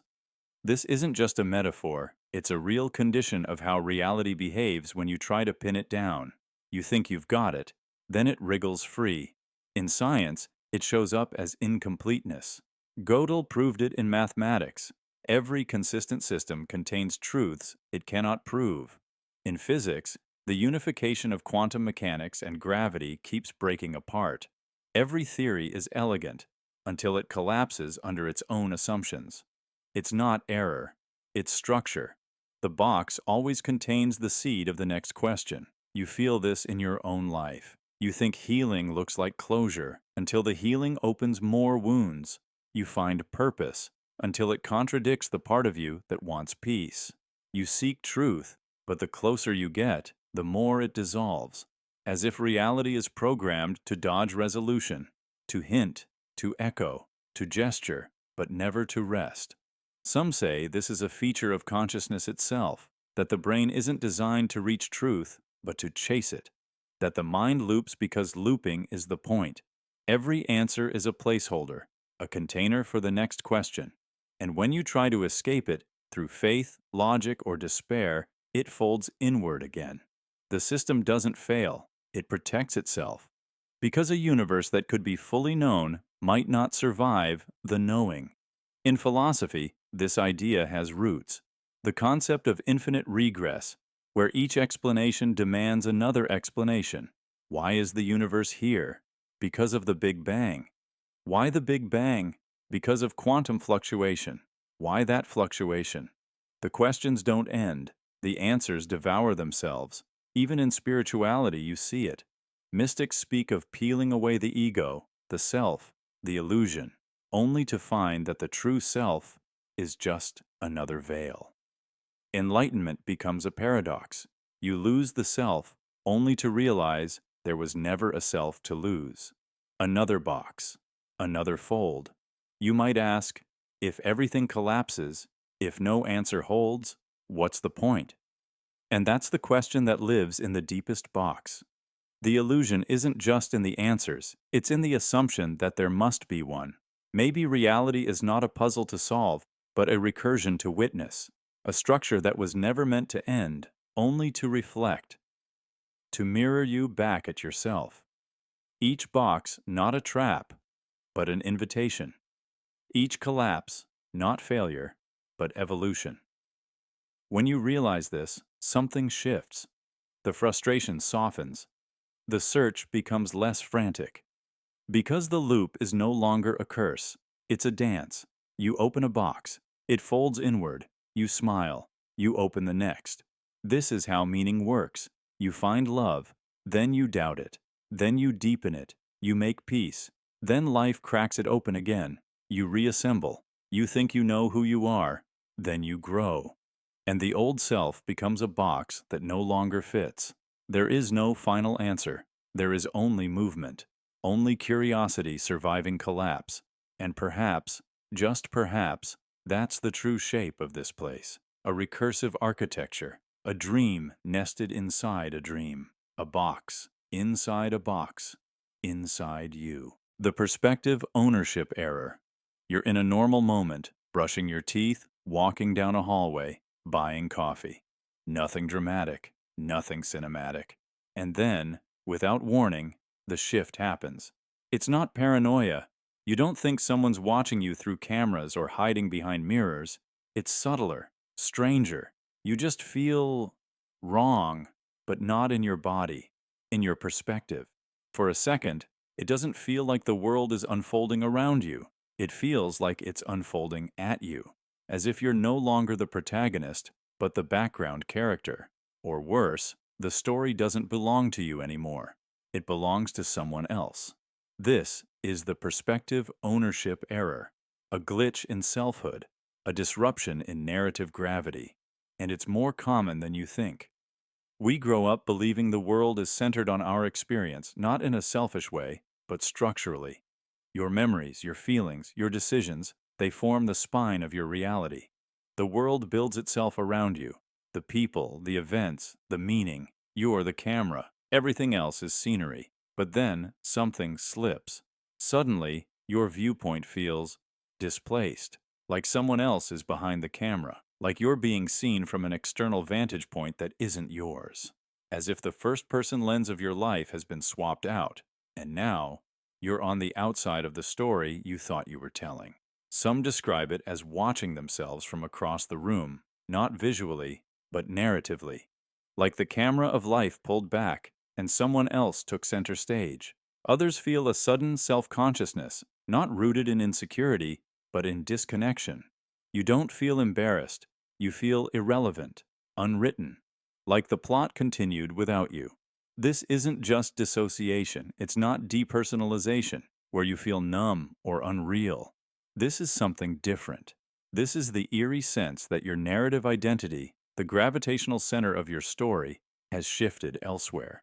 Philosophers have long questioned the self. Who owns experience? Who narrates reality? Neuroscience tells us the self is just a simulation, a collection of predictions and memories stitched together to maintain cohesion. But what happens when the simulation forgets which character it's running? You become the side character in a life that used to belong to you. And the scariest part? Everything still works. You still breathe, move, think. The world still reacts to you, but it doesn't feel anchored anymore. The cause and effect chain that usually links your intentions to outcomes feels misaligned. You turn a corner and for a moment expect someone else to appear, because deep down, it feels like they're the one the world's waiting for. Some call this an existential bleed, a moment where multiple selves intersect. Perhaps the version of you in a nearby timeline is gaining narrative control. Perhaps your consciousness drifted too close to someone else's gravity well. Maybe the simulation misfired, and your camera was handed to a different user. Whatever the reason, the result is the same. You feel like a guest in your own story, and yet, you're still expected to play your part. This phenomenon appears in literature too. Writers speak of narrative drift, when their character suddenly feels like a puppet, when the voice no longer feels like theirs. It's a terrifying loss of control. And some wonder, is this a metaphor? Or is it the author briefly experiencing the perspective ownership error, bleeding between worlds, feeling another identity pass through them? In psychology, moments like this are often dismissed or pathologized. Transient self-boundary weakening, identity disturbance. But these labels don't capture the precision of the experience. They don't acknowledge that, for a brief moment, something real happens. A transfer, a dislocation, a deep awareness that the you've been playing may not be holding the reins anymore. Sometimes it passes quickly. A blink, a chill, a brief sense of being watched from nowhere. Other times it lingers, hours or days, where everything feels scripted but not by you. Your own words echo strangely. Your decisions feel pre-decided. Your desires don't land like they used to. Because deep down, You feel like you're not the main thread anymore. So what do? First, don't panic. This doesn't mean you're losing your mind. It means your consciousness noticed something, a break in the illusion, a hidden hand turning pages behind your eyes. That awareness, however fleeting, is proof that something in you knows the story isn't as fixed as it seems. Maybe the error is the truth. Maybe there isn't one narrator. Maybe the self is a fluid camera, switching lenses, zooming between identities across timelines. And maybe, just maybe, the feeling of losing center isn't a malfunction, but a glimpse into how the multiverse really works. Not as a chain of separate stories, but as one shifting, shared narrative, constantly passing the focus like a spotlight in a vast, unseen theater. And when the light turns away from you, don't chase it.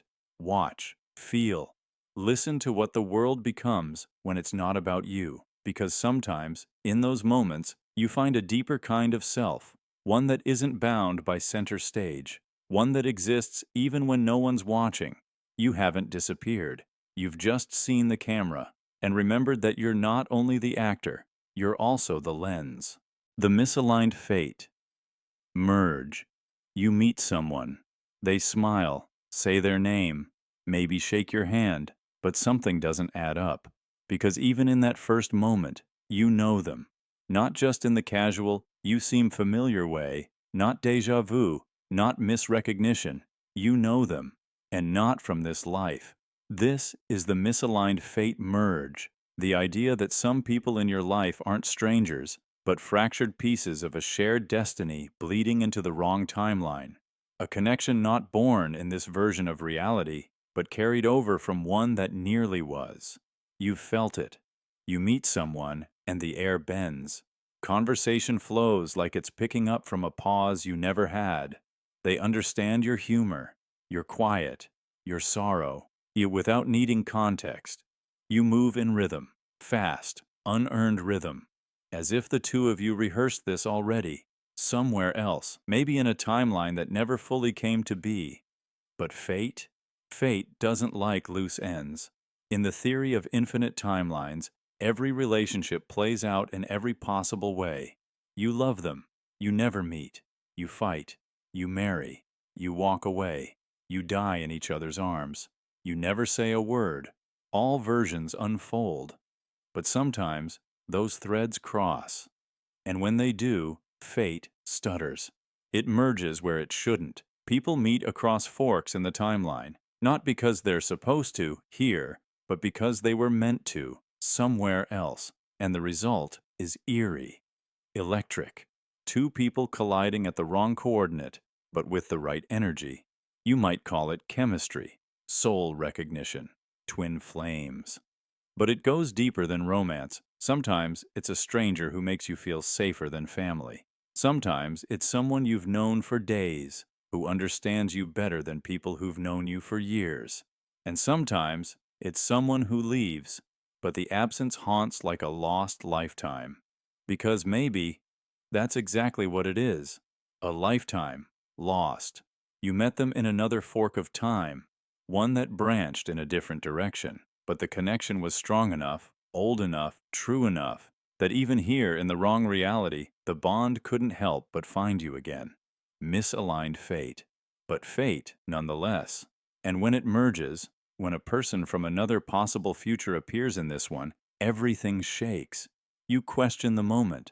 Why do I trust them? Why do I miss them? Why does it hurt this early? Why does it feel like I'm grieving something that hasn't even happened yet? Because maybe it already did, just not here. These collisions don't always last. Sometimes fate gets confused. The versions don't align. One of you is ready, the other isn't. One remembers more than they should, the other forgets everything. And just like that, the merge collapses. The person disappears.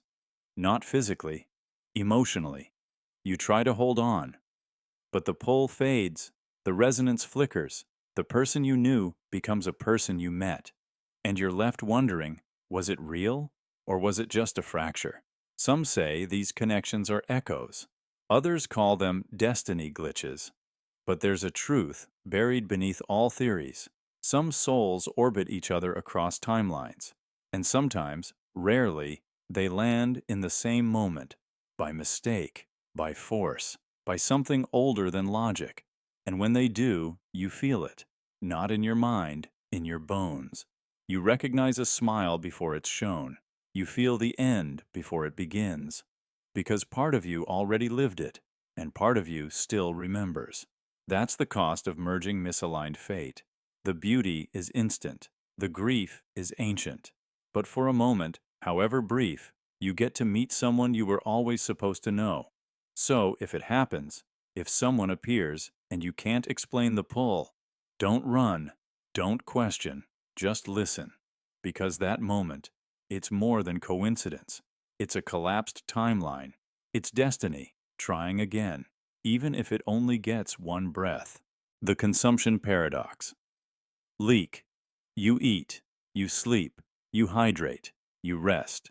You do all the things a body is supposed to need, and yet, something feels wrong. Not sick, not broken, just misplaced. Like you're fueling something that doesn't belong here. Like your hunger isn't human. Like every bite you take goes somewhere else. This is the consumption paradox leak, a creeping sensation that the body you're maintaining isn't yours, or not entirely, that you're occupying a form designed for another place, another reality, and everything you do to care for it only slows the inevitable misfit. You eat, but you're not nourished. You sleep, but you don't restore. You drink water, but your skin still feels thirsty. As if your maintenance rituals are patches for a system never meant to run in this environment. And worst of all, sometimes it feels like someone else is benefiting, like you're burning fuel for a ghost. You push through another meal, another routine, but deep down, something in your body resists, quietly rejecting this dimension's rules. Some people describe it as a form of fatigue that doesn't respond to rest. Others say it's a hunger that never disappears, no matter how much they consume. But at the center of it all is one question. Whose body is this really? You touch your face, and it flinches like an unfamiliar mask. You look in the mirror, and your reflection lags, like it's trying to catch up to your awareness. You stand still, but feel tilted, like your physical axis doesn't quite align with this planet's gravity. Science might say it's dissociation, or neurological misfiring, or sensory disintegration. But what if it's none of those? What if the reason your needs feel so misaligned is because the body you're feeding wasn't built for this world? What if you're sustaining an import, a form pulled through from another layer of existence, another universe, another simulation, another dream? And what if the process left a leak, a fracture where instincts from the old world bleed into this one? You crave minerals you've never tasted. You ache in muscles that don't exist in anatomy books. You fear dehydration even when you've just drank, because the old body, wherever it was, is still sending signals. You're trapped in a feedback loop of maintenance for a system that runs a different operating code. And maybe that's why your routines feel hollow, because you're not healing, you're stalling, keeping something alive that wasn't meant to stay here long. There are ancient myths about this, stories of star-born beings who needed earth food to stay tethered, but the longer they stayed, the more their bodies failed to convert it, the more alien they became, until finally, they vanished. Not because they died, because the world rejected the leak. Some spiritual traditions call this phenomenon soul mismatch, when the essence within you belongs to another plane, and the body you inhabit is just a translator slowly losing connection. That's why your hunger never truly ends, because it's not for calories, it's for alignment. You're not feeding yourself, you're trying to sync with a frequency this world can't provide. You live, but your life feels like borrowed scaffolding. You sleep, but your dreams always take place somewhere cleaner, quieter, somewhere that feels more correct than here. That's not fantasy, that's memory, not of a place you lived, but of a body you once belonged to. And this one? This one is a rental, a placeholder. And with every bite, every blink, every step. You're maintaining it like a machine, despite the creeping suspicion that none of this is yours to maintain. You begin to wonder, are you here for a purpose? Were you assigned this form, or did something go wrong in transit? Was there a rupture in realities and your consciousness slipped through into this body, barely compatible, constantly consuming just to hold position? And what happens if the leak grows? If the hunger gets louder? If the routines stop working? Do you fade? Do you revert? Or does something else take over? Because deep down, there's a thought you can't shake. You're not alone in here. That the thing you're feeding isn't just your body. It's something else, something older or newer, something watching from behind your eyes, waiting. Not malicious, not kind, just patient. So the next time you feel it, that misplaced hunger, that sleepless rest, that ache that doesn't match your frame, don't dismiss it. It may not be failure, it may be a message. That this form was never the final version, that you were never meant to stay here long, and the longer you remain, the more it costs. The stranger sink symptom. You're standing in line, or crossing a street, or just glancing up in a crowd, and there it is, that moment, that flicker.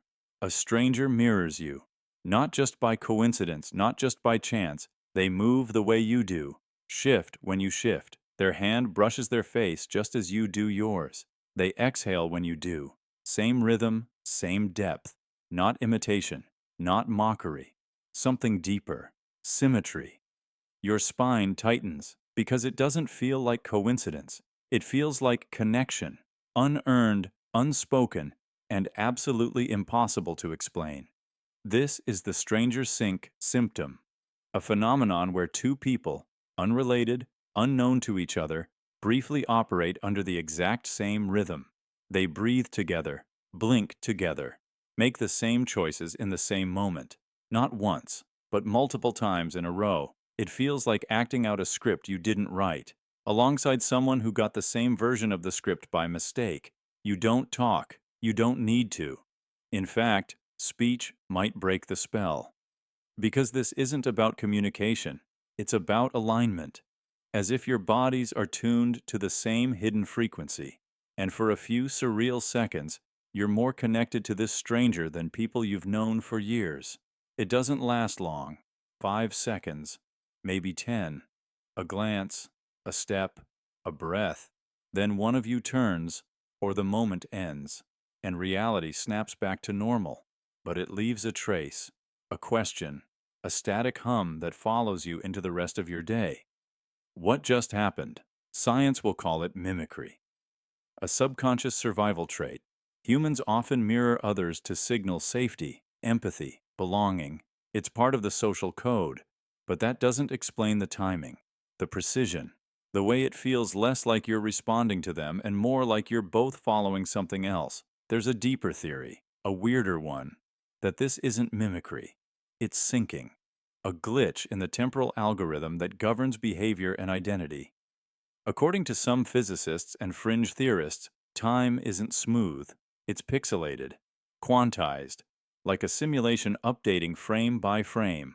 Most of the time, we each run our own sequence. But sometimes, just sometimes, two streams collide, briefly, accidentally, like crossfade errors in code. When that happens, identities overlap, not fully, just enough to echo. You pick up a glass at the same time. You yawn in harmony. Your body moves with theirs, like dancers practicing steps they were never taught. It's a sync code moment, a shared slice of runtime that neither of you consciously chose. Some believe this happens more frequently during high emotion or altered states, when you're anxious, sleep-deprived, distracted, or even in moments of deep presence, like meditation, grief, or awe. Your usual defenses lower, the simulation's boundaries thin. You become more susceptible to outside rhythms. And when you pass by someone similarly vulnerable, your threads temporarily align. Others believe it's more than that these strangers aren't strangers at all, but echoes of you from adjacent timelines, other branches, alternate paths, and for a sliver of time, The membrane between your realities folds. You and a version of you, slightly different, slightly the same, end up in the same frame. And because you're cut from similar code, your actions rhyme, not consciously, but like resonance between tuning forks. Your frequencies match. That's why it feels so uncanny, so deeply familiar. You don't just notice the other person, you feel seen, recognized, as if they're carrying a piece of your rhythm. And you wonder, how long have they been nearby? How many other strangers have you almost synced with without even knowing? This phenomenon leaves side effects. You feel dazed, lightly scrambled. You walk away and forget what you were doing. You feel like you lost time, like you stepped into a conversation that started before you arrived, like you accidentally borrowed someone else's heartbeat for a moment, and now your body is trying to find its own again. And sometimes, it doesn't go away. You see them again, not just in passing, but in places you shouldn't. Different town, different time, same stranger, still synced. They reach for the same item on a shelf, sit near you without noticing, walk in lockstep. And you ask yourself, is this glitching or is this a message? Some report that syncing with a stranger leaves a permanent thread, a subtle one, like you're always aware of them after. You never speak, but you feel them thinking of you randomly. You feel their emotional weather before it arrives. A tether was formed, and no system reset seems able to erase it. So what does it mean? No one knows, but maybe it's a reminder that our sense of individuality is thinner than we think, that you might not be as separate as you believe, that somewhere the script of reality has other characters running lines too close to your own. And every once in a while, on a street corner, in a waiting room, at a red light, your worlds align. And for one surreal heartbeat, you and a stranger become the same moment, and then you both walk away. But something inside you doesn't. The forgotten contract theory. You didn't just wake up one day as you. This wasn't random. This wasn't punishment. What if, before all of this, you agreed to be here, to live this exact life, with its heartbreaks, its failures, its strange victories? What if every pain you've endured was a clause you signed, every joy, a milestone you marked in advance? What if this isn't a prison, but a contract? And the catch: you forgot signing it. This is the forgotten contract theory. The idea that your life, your entire existence, is governed by an agreement you made before birth, before memory, before flesh. You chose it, or at least you accepted the terms. But part of the deal was amnesia. You enter blind, no knowledge of the rules, no memory of the reason. And yet, the terms still apply. You feel them in moments of strange recognition, déjà vu, emotional gravity around places you've never been, people you've only just met who feel impossibly familiar, choices that feel inevitable, not logical, a sense of being steered by something deeper than desire, something contractual. This theory isn't new. In Tibetan Buddhism, there's the idea of bardo, a transitional state between death and rebirth, where souls choose their next life path based on karma and necessity. In ancient Greek thought, Plato wrote of souls selecting their lives before birth, forgetting everything the moment they entered the body. Even modern past life regression hypnosis reports eerily similar accounts. Souls shown options, nudged toward missions, guided to accept hardship for a reason. But here's where it gets stranger. What if you're not just living out terms? You're in a loop, a structured cycle, repeating until the agreement completes, until every condition, every experience, every emotion, every lesson is met. You might have lived this life before, not identically, but rhythmically. Events repeating in new forms, relationships that recycle under new names, lessons that keep arriving until you finally recognize them. The exit clause? It only triggers after the loop closes, after you've fulfilled what you agreed to do, and you'll know it when it happens, not through proof, but through peace. That deep cellular calm that says, you've seen this pattern from every angle, you've played your part, and now the contract is satisfied. Until then, no shortcut works. You can try to numb it, escape it, fight it, but the clauses remain. The repetition is not punishment, it's persistence. The universe doesn't forget, and neither does your deeper self. You've probably felt it already. The sense that some suffering in your life isn't new, it's owed, not in a moral sense, but in an energetic one. Like you promised to hold this weight, to walk this path, to be this version of yourself for reasons you once understood. You might even have agreed to forget, because remembering would make it too easy. Because part of the trial was to choose love without memory, to choose healing without knowing the wound was planned. So, what's the point? Why would anyone agree to this? Because the contract isn't just about you, it's interwoven with others, shared timelines, mutual lessons. You're someone else's catalyst, just as they are yours. Your suffering might awaken compassion in someone watching. Your joy might inspire someone on the brink. The pain you barely survived might save someone who hasn't gotten there yet. The theory doesn't ask you to believe blindly. It asks you to listen differently, to treat your life less like an accident and more like a map. One you helped draw, even if you can't remember the pen in your hand. And maybe that's why certain people feel so magnetic, so significant. You knew them before. You made deals with them.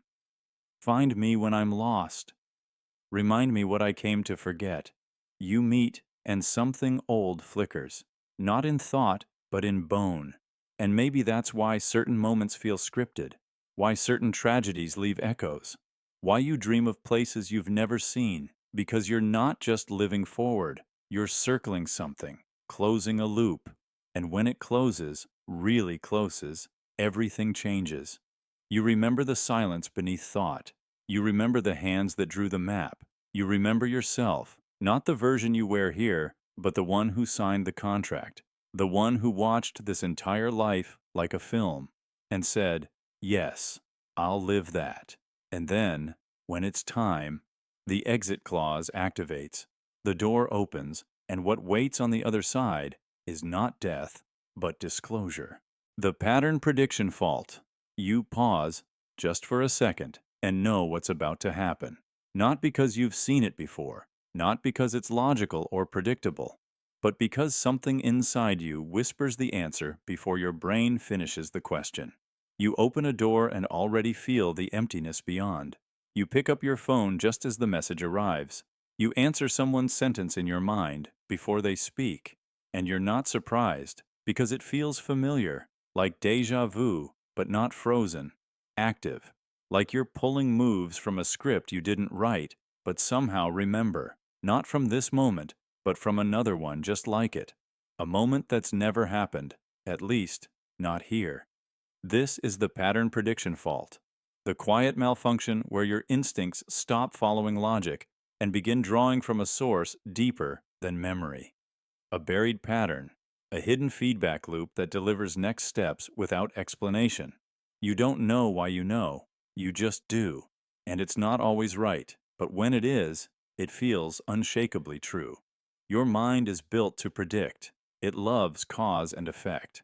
The brain runs constant simulations, calculating outcomes with every passing second. But the pattern prediction fault bypasses reasoning altogether. It doesn't calculate, it delivers. And it delivers fast. It's instinct, but more precise, more scripted. Sometimes you finish someone's thought. Other times you reach for the right object before you know why you need it. You feel drawn to places, people, actions, not because they make sense, but because something underneath says, "This is next." You've felt this. Standing in a hallway, deciding which direction to turn, not by logic, but by pull. You knew something waited on the left. You turned right anyway, and later realized you missed something, or worse, you didn't miss it. You just delayed it. It arrived anyway. Different form, same story. Because the pattern keeps trying to fulfill itself. Where does this guidance come from? Some say it's unconscious memory. You've seen so much, absorbed so much, that your subconscious predicts reality with terrifying accuracy. Others argue it's a form of temporal intuition, a subtle sensitivity to micro-patterns unfolding in time. But what if it's something else? What if your instincts are being fed by a hidden timeline?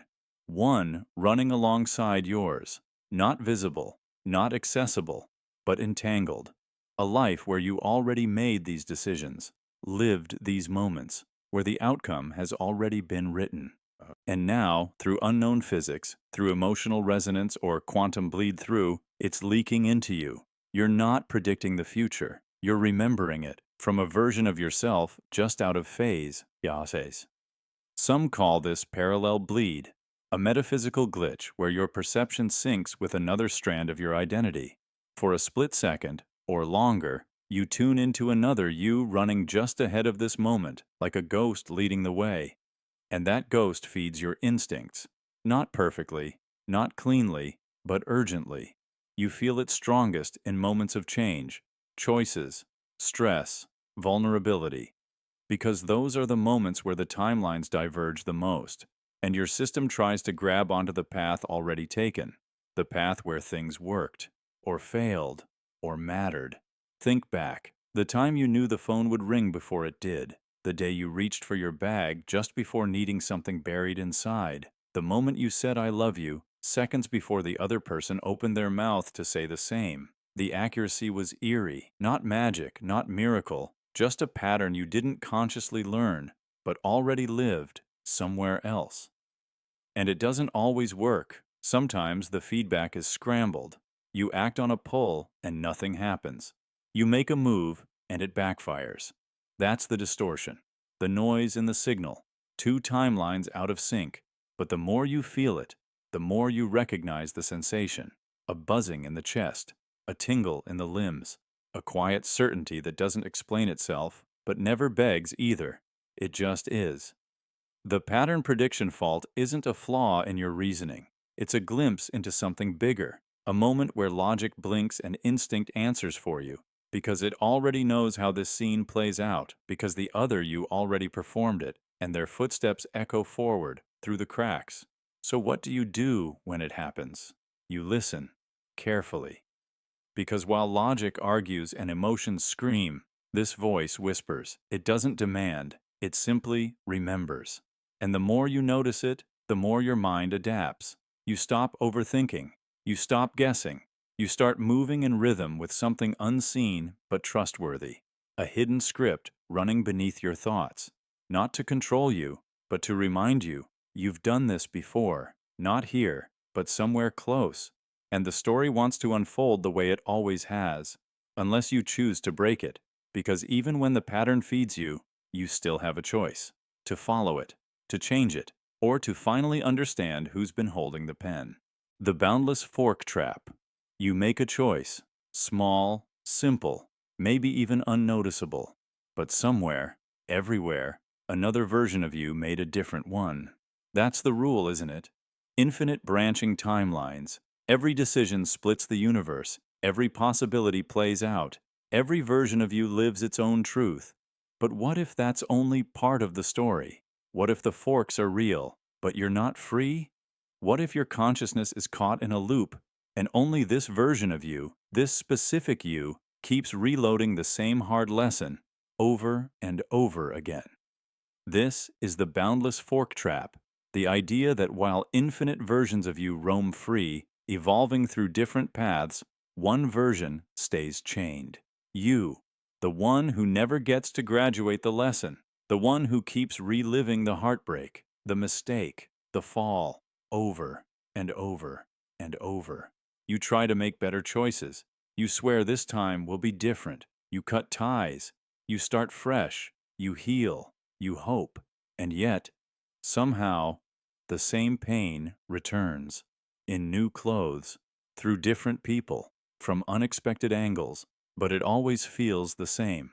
Like reality is testing you, not once, not twice, but endlessly. Like the universe has assigned you a question you cannot skip. People call this karma, or fate, or just bad luck. But what if it's something deeper? What if, across all your possible selves, you're the one chosen to carry the weight? What if you're the timeline designated for growth through repetition? A glitch? A burden? A role? Call it what you want, but it doesn't change what you feel. the repeating heartbreak, the identical endings, the familiar ache in unfamiliar places. It's not coincidence, it's design. Because maybe every fork isn't freedom.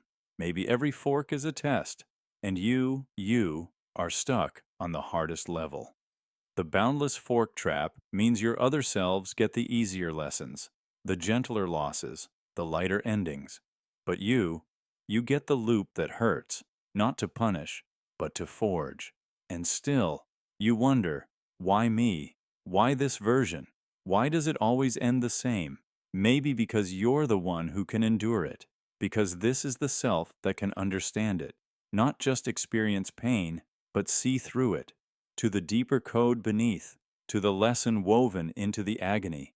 And until you learn it, fully, truly, with every part of your being, this version doesn't evolve. It resets.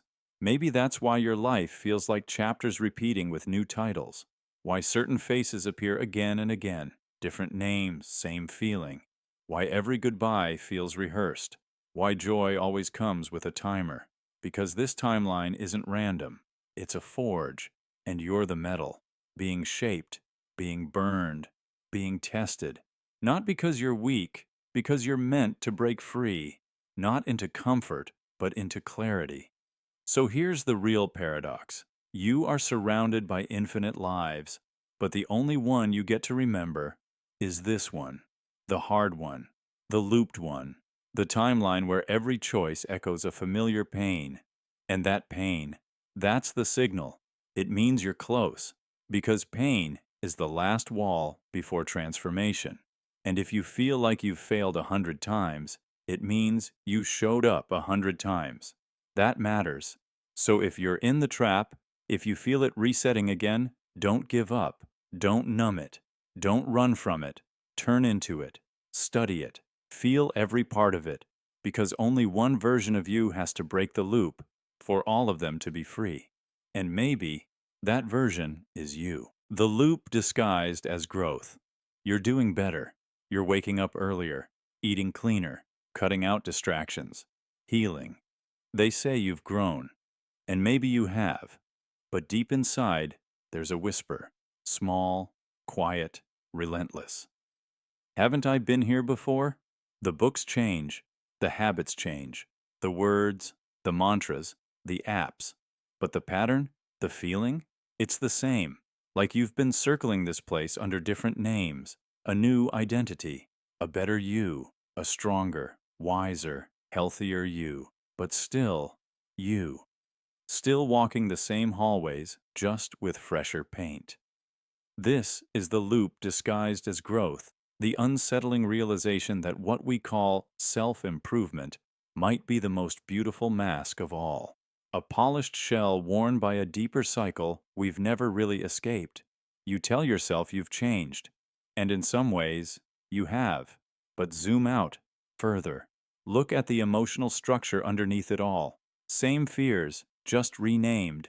Same wounds, but with better language. Same questions, posed with more articulate pain. You call it progress. But what if it's repetition, dressed in new wisdom? What if every time you say, "I'm finally becoming who I'm meant to be," you're just re-entering the loop at a more convincing angle? Think about it. You set a goal. You strive. You achieve, or don't. You crash, reflect, then rebuild. Stronger, better. You rise. You fall. You rise again. And the cycle feels noble, heroic, purposeful. But what if it's not about progress? What if it's about motion? What if the system requires you to feel like you're evolving, just enough to keep moving, while anchoring you in the same emotional orbit, the same craving for validation, the same fear of irrelevance, the same ache to be enough? We rebrand them, call them productivity, passion, purpose, but peel back the labels, and there's that same internal knot, tightening, unwinding, tightening again. This isn't to say growth isn't real. It is. But not all movement is growth. Not all change is evolution. Sometimes a cage upgrades its furniture, and we call it freedom. And the cruelest part? We reward the illusion. The more convincingly you pretend to transform, the more the world celebrates you. Look how disciplined. Look how focused. Look how healed. But in the dark, when no one's watching, you still feel that same hum of return. That low, familiar ache. That creeping sense that you're relearning what you already knew, refighting wars you'd already won, repeating old arguments with new voices in different clothes. Why? Because true escape is rare, because loops don't want to be broken. They want to be believed, and so they disguise themselves as progress, as healing, as clarity. They say, "You're almost there, just a little more," and we listen. Because the idea of growth is addictive, hopeful. It gives us purpose. But at what point do you stop and ask, what if I'm just becoming better at surviving the same pattern? What if I'm upgrading my coping mechanisms, not dissolving the pain they serve? What if the loop learned how to wear my face and call itself me? This is not despair. This is awakening. Because once you see the loop, you can stop running it. You can stop measuring progress by appearances. You can stop needing every fall to be framed as a lesson. Sometimes a breakdown is not a breakthrough in disguise. Sometimes it's just a sign you've been here before. And that's okay, because the truth? Real growth doesn't look like a highlight reel. It looks like stillness, honesty, repetition with awareness. The moment you recognize the pattern while inside it, that's not failure. That's the first crack in the loop's disguise. You don't need to start over. You don't need to upgrade again. You need to pause and ask, what if the loop is afraid of what happens when I stop feeding it? What happens when I stop chasing better and just sit with now? Maybe the real growth begins there, not in motion, but in stillness, not in reinvention, but in reunion with the self that's been watching patiently from beneath every mask. So the next time you feel it, when the steps feel familiar, when the growth starts to echo, pause. You're not going backward. You're just close to the center. And maybe this time, you'll stop spinning. The elevator floor. Drift. You wake up and everything's normal. Kind of. The air feels heavier or lighter. The color of the sky outside your window is off by a single shade. People smile the same, but their timing is just slightly delayed. You're not in a bad mood, exactly. But nothing clicks. It's like walking through your life with the floorboards slightly rearranged. Then another day comes. You wake up, and the world feels right, crisp, aligned. You get things done without thinking. Conversations flow. You laugh at the right moments. Even your face in the mirror feels like it fits better. Same room, same schedule, but a completely different emotional terrain. What changed? This is the elevator floor drift. Not metaphorically, literally. Reality has floors. Not physical ones, not architectural, dimensional. Layers of perception stacked invisibly atop one another, all resembling the same world, but colored by a different emotional gravity. And each morning, without your conscious control, you wake up on a different one. Some days, you enter the building of your life on floor 7. Other days, you start on floor 8. Occasionally, you find yourself on 3. And you know it. You feel it. The elevator moved overnight. You didn't dream it. You relocated. Think of it this way. Your brain, your nervous system, your consciousness, they're not fixed. They're dynamic. And every night, while you sleep, the system recalibrates, memory consolidates, hormones shift, neural activity cleans house. But what if, during that process, your internal coordinate within reality drifts slightly? Not enough to change your surroundings, but enough to alter how you experience them. This isn't just mood. Mood is reactive. Mood is triggered. What you feel when you step out of bed on a different floor isn't mood. It's baseline shift. A change in frequency. Like your consciousness is tuned to a slightly different band of reality's broadcast. On one floor, you're confident. Words come easily. Your limbs feel weightless. Time bends to your favor. On another, your thoughts are muddy. Your jokes land flat. Gravity seems stronger. Your reflection looks unfamiliar, not worse, just foreign. But here's the thing. Nothing about your environment has changed. You're not reacting to events. You're experiencing a different version of the same world, filtered through a level your consciousness didn't choose, but landed on. Some people think this is psychological, that you're the product of chemical tides, cortisol, serotonin, dopamine fluctuations. And that may be partly true. But the elevator floor drift suggests something deeper, something spatial. What if your body stays in one place, but your experience of reality hops between hidden strata? In physics, there's a concept called phase space. The idea that all possible states of a system exist in a multidimensional structure. Your mind might be doing something similar. You're not switching timelines. You're switching versions of your reality within the same timeline, like a building with dozens of indistinguishable floors, each one a copy of your life, only slightly altered by emotional weight, temporal flow, and cognitive clarity.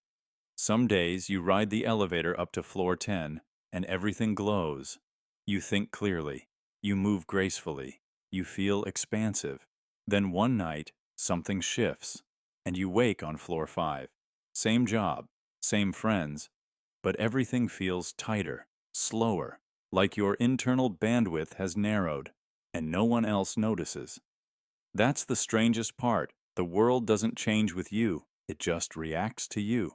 Because your floor sets the tone, your perception sets the parameters. On floor 9, people seem kinder. Opportunities open up. Not because the world is better, but because you're positioned to see the version of it that is. It explains those strange, disorienting days when you say, I just don't feel like myself, and no amount of coffee, music, or effort can fix it. You're trying to live on floor 8, but you woke up on 6, and until your internal elevator shifts again, everything will feel just slightly off axis. Some spiritual thinkers believe this is tied to vibrational alignment, that each emotional state corresponds to a frequency, joy, fear, clarity, despair, and that we cycle through these frequencies like travelers in a building with invisible stops, each one teaching us something, each one showing us a version of ourselves we wouldn't otherwise see. And some scientists are starting to wonder if this is more than metaphor. New research into neural oscillations, brainwave frequencies, suggests our experience of time, identity, and connection may change based on the dominant rhythm our brain operates in. So maybe you're not broken when you feel disconnected. Maybe you're just riding a slower wave, a lower floor. The trick isn't to control the elevator. You can't. The trick is to notice the floor, to wake up and say, ah, this is 6 today, and to meet the world from that level, with patience, with observation, with the understanding that this version of you is no less real, just filtered through a different lens, because the floors keep shifting. That's what they do. You might fall asleep on 4, but tomorrow morning you'll wake up on 9. Light will pour through the windows differently. Ideas will flow. People will respond. And you'll wonder what changed. The answer? You did. Not completely. Just a level at a time. The Overwrite consciousness quirk. You open an old notebook, a journal, a bookmarked web page, something you're certain you've read before. You remember the sentence, its rhythm, its impact, how it made you feel. But this time, it's different. The words are close, but slightly off. The tone has shifted. The meaning is warped or hollow. You read it again. You swear it used to say something else, but everyone around you shrugs. That's how it's always been. So you doubt yourself. You blame memory, time, stress, but deep down, something in you knows you're not misremembering. You're remembering something that reality itself has quietly overwritten. This is the Overwrite consciousness quirk, a glitch not of perception, but of reality's own saved state. Imagine reality as a simulation, not in the sci-fi sense of digital pixels and holograms, but in a deeper, stranger way, a layered construct of matter, time, and narrative. And like any simulation, it needs to conserve space. It needs to patch errors, to make corrections. And when it does, when it rewrites even the smallest detail, it needs to update all references to that data. But here's the quirk. You are a reference point it can't fully overwrite. Your consciousness, fluid and recursive, doesn't always sync with the latest version. You carry cached fragments, snapshots of previous states. So when a small line in a poem, a lyric in a song, or a quote from a loved one shifts, you feel the break because you remember the earlier version, not as an illusion, not as faulty memory, but as a ghost from the prior render. This isn't the Mandela effect, where groups remember large-scale alternate histories. This is quieter, personal, singular, a deep resonance with how something used to be before it got corrected. Corrected by what? Maybe it's the system itself, a self-healing universe, constantly smoothing its own paradoxes, fixing continuity errors like an editor scrubbing a manuscript.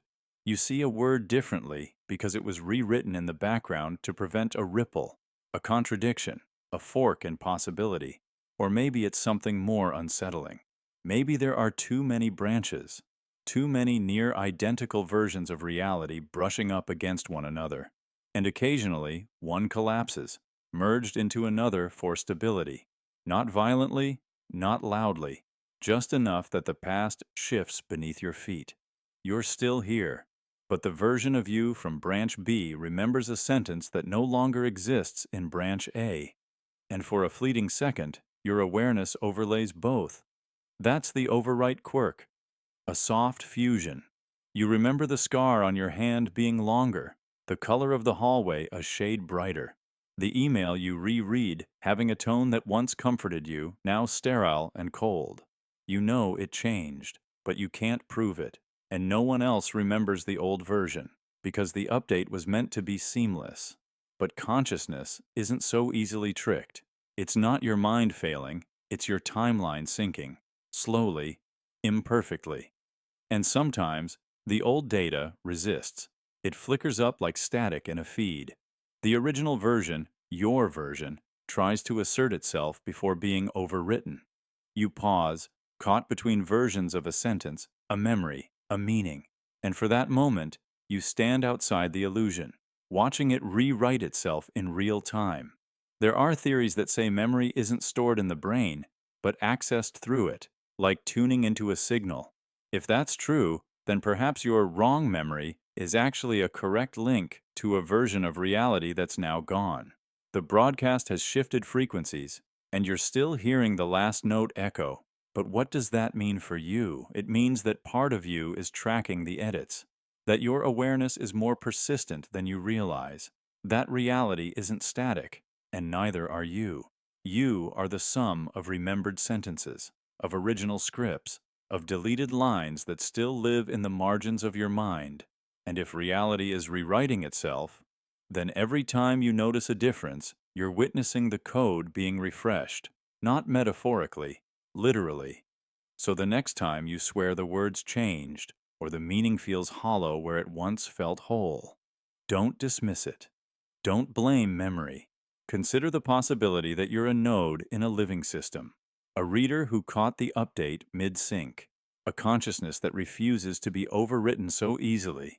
And maybe, just maybe, that means you remember something the world tried to forget. The observer layer, collide.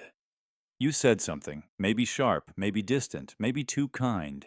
You moved in a way that felt rehearsed, reacted with emotion that didn't quite belong to the moment. And as it happened, a strange awareness washed over you. This doesn't feel like me, not wrong enough to stop it, not dramatic enough to freeze the world, just wrong enough to notice. A split-second dissonance, like you were watching yourself from just behind your own eyes. The hands were yours, the voice was yours, the words technically yours, but the presence behind them, somehow unfamiliar.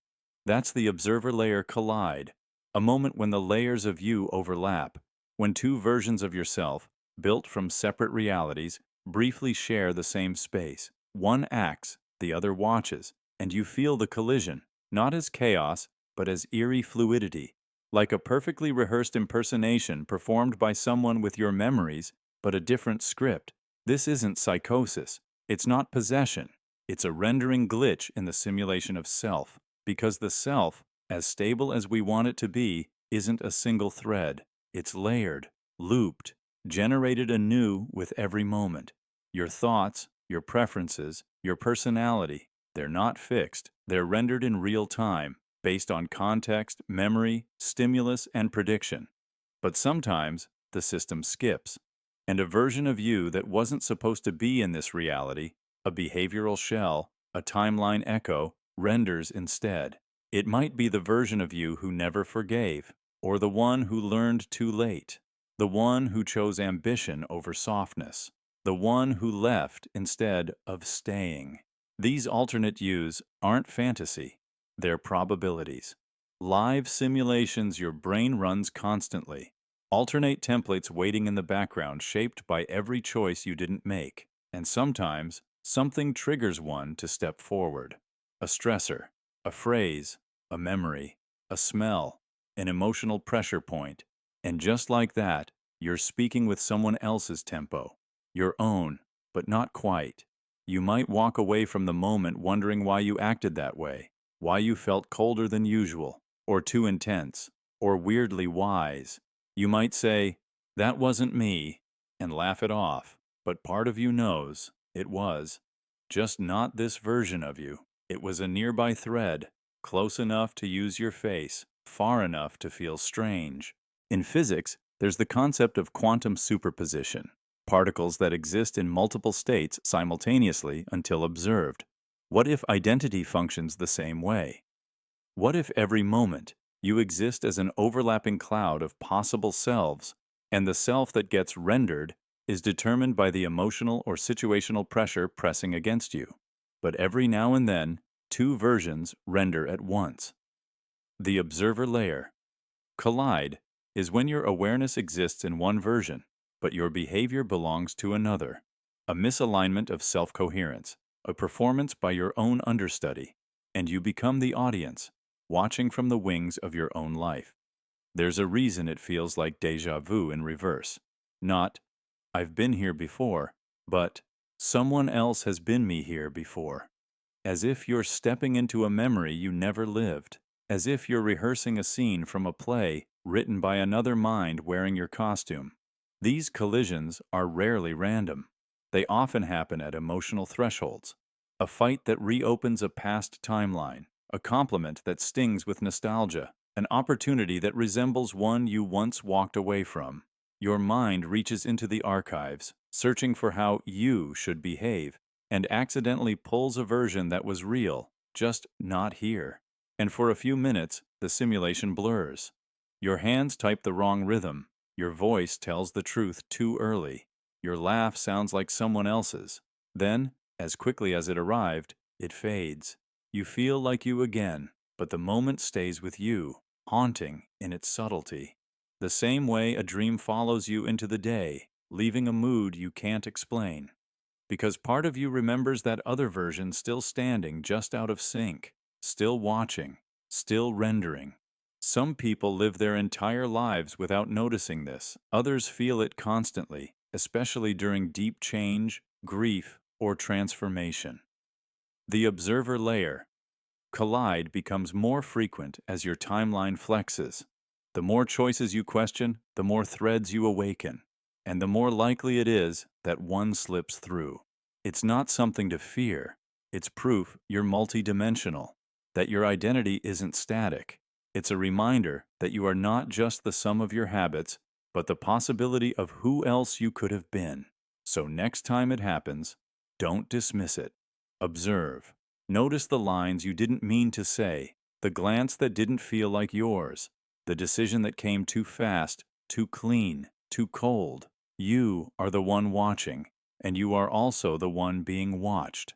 The simulation blurred, and for a brief, beautiful moment, both versions were real. The untriggered collapse. Delay.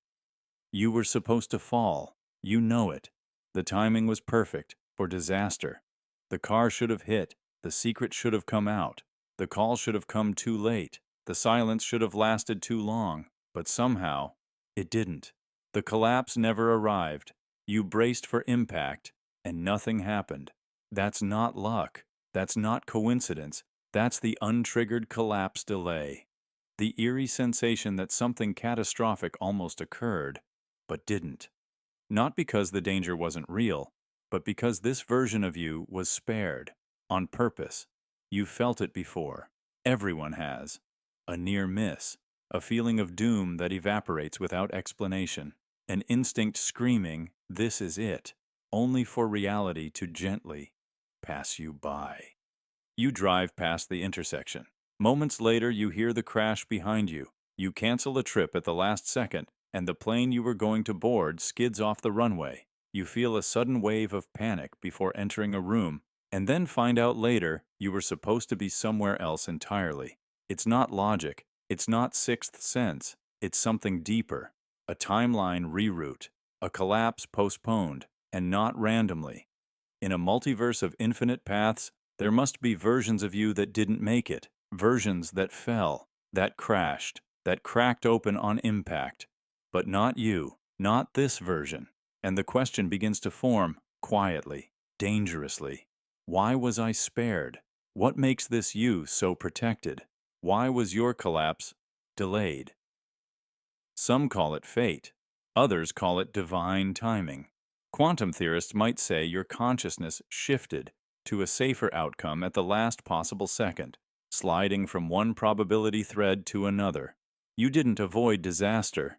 You were rerouted around it, like a cosmic hand pulling you sideways through time. There are stories, thousands actually, of people who left buildings seconds before explosions, who changed seats on planes, who overslept and missed the exact moment tragedy unfolded. And what they all describe afterward isn't relief, it's disorientation, as if they're now living a version of life they weren't originally meant for, a borrowed reality, a branch that wasn't supposed to hold them, but is. That's the essence of the untriggered collapse delay. It's not that you were saved, it's that something paused the fall. And now, you carry the echo of what should have happened. The accident that didn't happen still lives in your spine. The truth that didn't break you still rings in your ears. You can feel the outlines of the disaster, just without the impact, like a dream where you almost drowned, like a sentence that never finishes. Some believe these moments are bleed-through from collapsed timelines, that a version of you did fall, and your body, your nerves, your instincts remember. But instead of being crushed, you were pulled away, redirected, delayed. But here's the chilling part. Delayed doesn't mean canceled. Just because it didn't happen then doesn't mean it never will. That warning in your chest, that fear with no explanation, it might be your only clue that the collapse is still on its way. Or it could mean that something changed, that your path has been altered, that this version of you earned the delay, not through perfection, not through virtue, but through awareness. Because maybe that's the key. Maybe collapse only arrives when we stop paying attention, when we ignore the tension in the air, when we numb the instinct, when we stop listening to the warnings that don't come from outside, but from inside. And if you do feel it, if you wake up with panic that has no cause, or feel like you're living in the echo of a crash that hasn't happened yet, don't dismiss it. Sit with it. Ask yourself, what did I just avoid? Because this version of you, the one that kept going, might be living on borrowed time, or maybe this is the right time, the only version where the delay is not a curse, but a gift, a signal that something saw your trajectory and whispered, not yet, not here, not this time. You're not meant to fall today, but remember, you felt the ground shake for a reason. The paused reaction mystery. Something terrible happened. You got the news. You saw it unfold. You watched the moment crack open like a fault line in your life. But you felt nothing. No tears, no shaking hands, no breath caught in your throat. Just stillness, emptiness, not denial, not numbness. Something deeper, like the emotion hit your skin and bounced off. And then, hours later, you cried. Not a quiet cry, a flood, a collapse. Grief that arrived long after its cue, like an actor missing the scene, only to burst through the wrong door with the right lines. This is the paused reaction mystery. The haunting experience of delayed emotion, of feeling nothing when the script demands feeling everything, then feeling everything once the moment has already moved on. And the question it asks is unsettling. Where did the feeling go, and who felt it, if not you? Psychologists might call it emotional delay or trauma-induced repression, a survival reflex. The body freezes emotion to keep you functional. The mind hits pause so the moment doesn't overwhelm you, but this isn't freezing. This is displacement, as if the emotion took a different route, as if it didn't vanish, but detoured, rerouted, to a version of you not present in the room, to a self just outside the timeline, waiting to feel what you couldn't bear to hold. There are people who swear they've experienced it, grief that blooms days later with no obvious trigger, joy that erupts after the fact, when the good moment is already fading, anger that arrives in dreams decades after the offense, not as thoughts, as embodied emotion, real, physical, inescapable, delayed, like the soul has lag, like consciousness is buffering. And it begs the question, how many selves are carrying pieces of our feelings? Are we just one consciousness? Or are we a network? Different emotional processors activated at different times in different layers of the self. One self performs, another remembers, another one breaks down when the others are quiet. Maybe the grief didn't disappear. Maybe it wasn't yours to feel yet. Maybe a parallel version of you, a deeper, shadowed echo, was the one holding the pain until your system was clear. And when you were finally quiet, still, safe, they passed it back. And it hit you. In the shower, in the car, at the grocery store, tears over cereal, laughter during silence, shaking while doing dishes. Emotion has no respect for clocks, because the self that cries might not be the self that saw it happen. There's a beauty in this, a kind of grace. Your system protects you by distributing pain, staggering it, buffering it. You didn't freeze, you survived. And when the survival was over, the emotion was waiting, not gone, just paused. But there's a deeper theory. What if this isn't just psychology? What if you're emotionally entangled with alternate selves, versions of you spread across dimensions, each feeling different pieces of the same event?